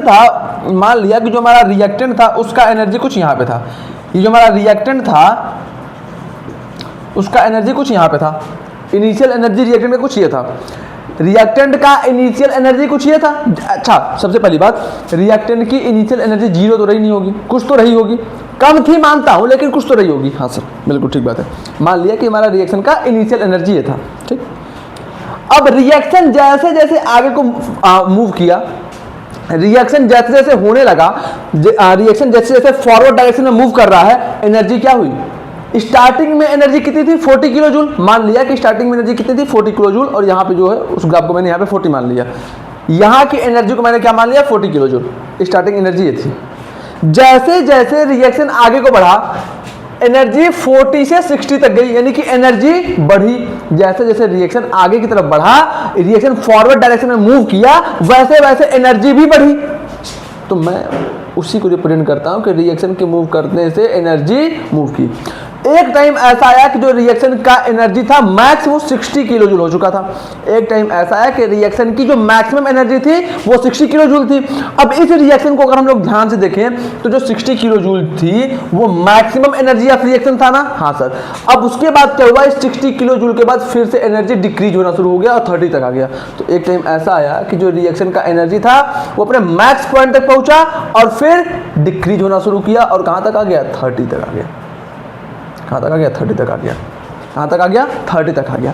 तो ये जो एनर्जी 30 तक आ गई, 30 क्या था, जहां पे एनर्जी 30 किलो जूल हुआ वहां पे हमें क्या मिला, प्रोडक्ट मिला। तो ये जो 30 किलो जूल वाली एनर्जी जिस पॉइंट पे मिली वहां पे हमारा प्रोडक्ट मिल गया। हमको क्या मिल गया, प्रोडक्ट फॉर्मेशन हो गया। ये क्या हो गया, हमारा प्रोडक्ट हो गया। क्या हो गया, प्रोडक्ट हो गया। आगे देखो, आगे देखो, ये जो सबसे पीक वाला पॉइंट था, ये जो हमारे पास सबसे पीक वाला पॉइंट था जहां पर एनर्जी मैक्सिमम हो रखी थी, जहां पर एनर्जी मैक्सिमम हो गई थी, इस पीक वाले पॉइंट को हम लोग क्या बोलते हैं, क्या बोलते हैं इसको हम लोग बोलते हैं ट्रांजिशन स्टेट। क्या बोलेंगे इसको, ट्रांजिशन स्टेट।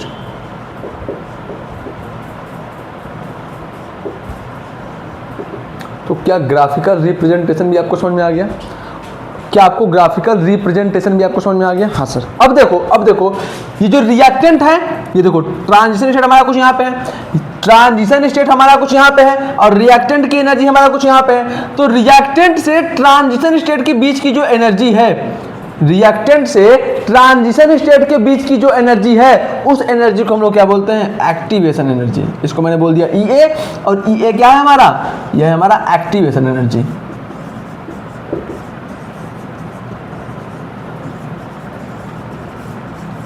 क्या ये बात समझ में आया? क्या ये बात समझ में आया? अगर समझ में आ गया तो इसको जल्दी से नोट करो, फिर हम लोग आगे बढ़ते हैं। जल्दी इसको लिखो।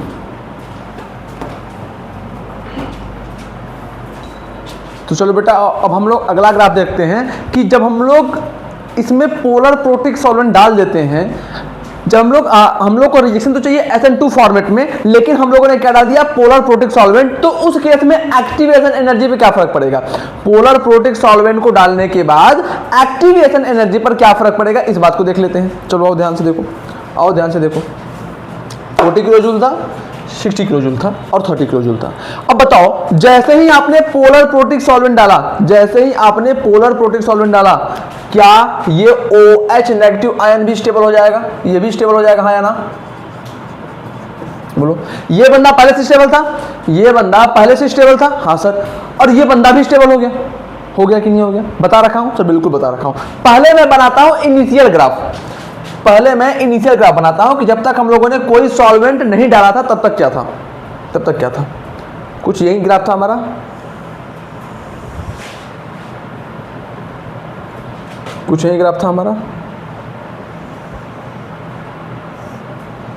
ये था हमारा रिएक्टेंट, ये था हमारा प्रोडक्ट और ये था हमारा ट्रांजिशन स्टेट। क्या था, TS मतलब ट्रांजिशन स्टेट। ठीक है, हाँ सर ठीक है।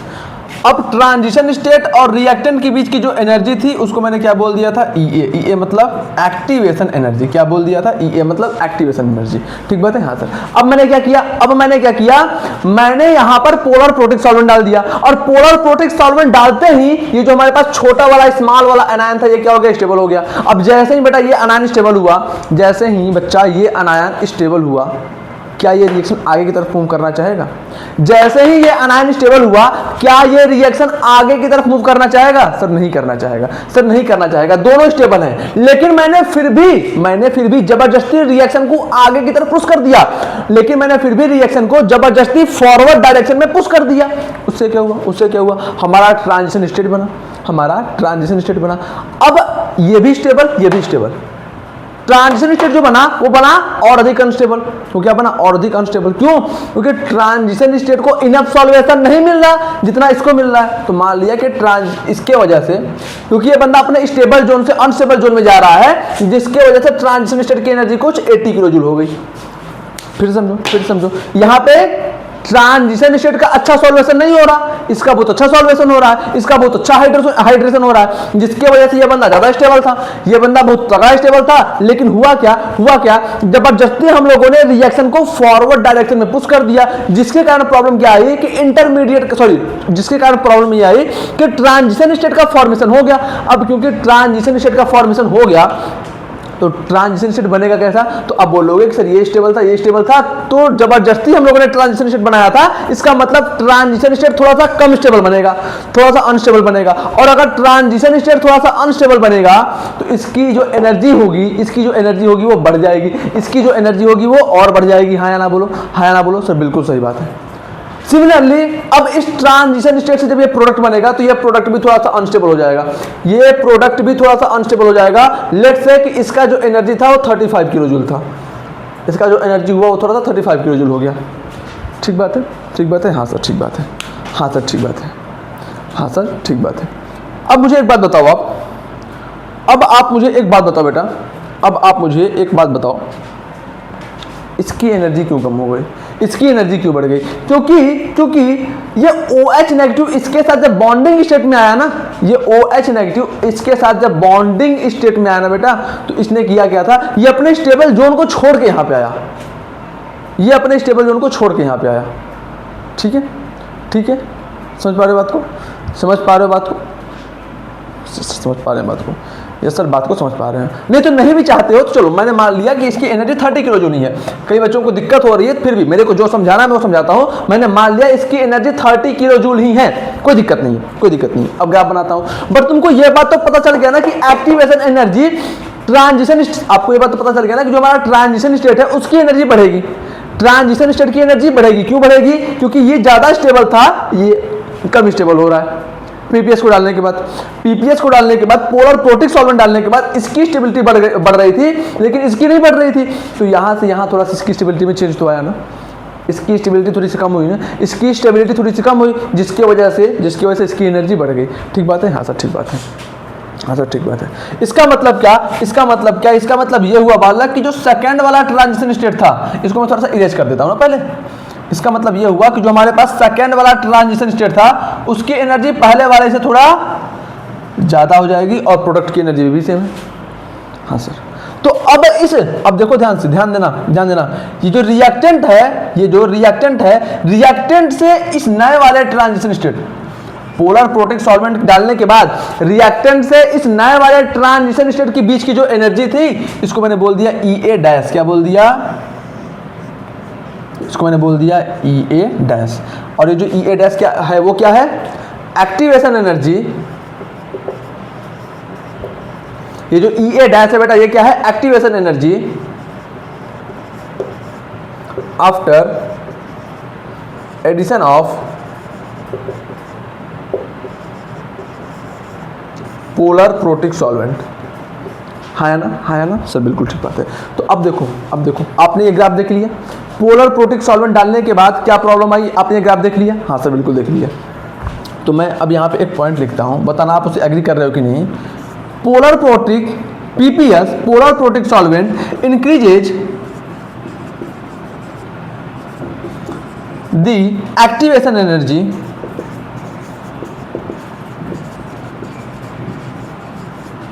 इन SN2 रिएक्शन। अब मुझे एक बात बताओ, अगर मैं चाहता हूं SN2 रिएक्शन फास्ट हो तो एक्टिवेशन एनर्जी कम होनी चाहिए कि अधिक? इसकी एनर्जी कम होनी चाहिए कि नहीं? ट्रांजिशन स्टेट की जितनी कम एनर्जी, ट्रांजिशन स्टेट उतना अधिक स्टेबल। तो हम लोग तो यही चाहेंगे ना कि ट्रांजिशन स्टेट की एनर्जी कम हो, लेकिन जैसे हम लोग PPS डालते हैं, पोलर प्रोटिक सॉल्वेंट डालते हैं, ट्रांजिशन स्टेट की एनर्जी बढ़ गई। तो आपको ये बात समझ में आई कि पोलर प्रोटिक सॉल्वेंट क्या कर रहा है? ट्रांजिशन स्टेट की एनर्जी बढ़ा दे रहा है, एक्टिवेशन एनर्जी को बढ़ा दे रहा है। लेकिन हमें क्या करना है? एक्टिवेशन एनर्जी को कम करना है। Hence A protic solvent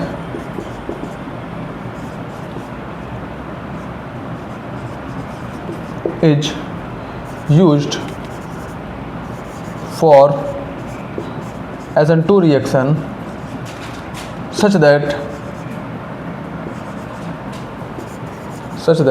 activation energy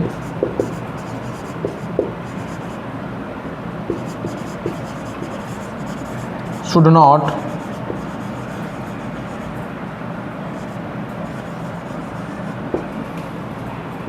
increased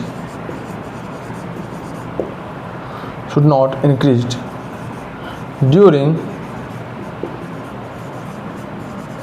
the reaction। समझ गए बात को?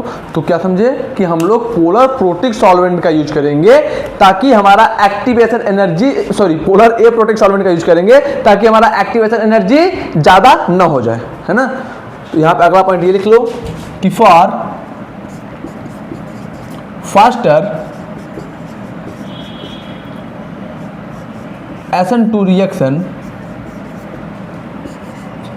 पोलर PAS लिखता हूं ना, पोलर नहीं सुनो, SN2 reaction activation energy must be minimum, यानी कि जितना कम एक्टिवेशन एनर्जी होगा उतना अच्छा SN2 रिएक्शन होगा। ठीक, तो हेंस PAS यानी कि polar A protic solvent is used for SN2। ठीक बात है बेटा, देखो सब नीचे तक आ रहा है ना।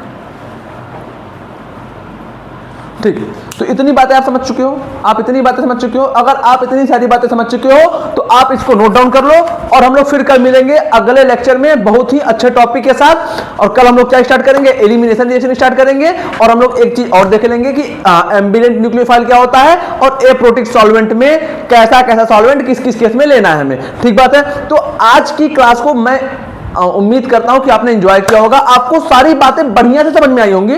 तब तक आप लोग खूब मेहनत से पढ़ते रहो, खूब अच्छे से पढ़ाई करते रहो। All the very best.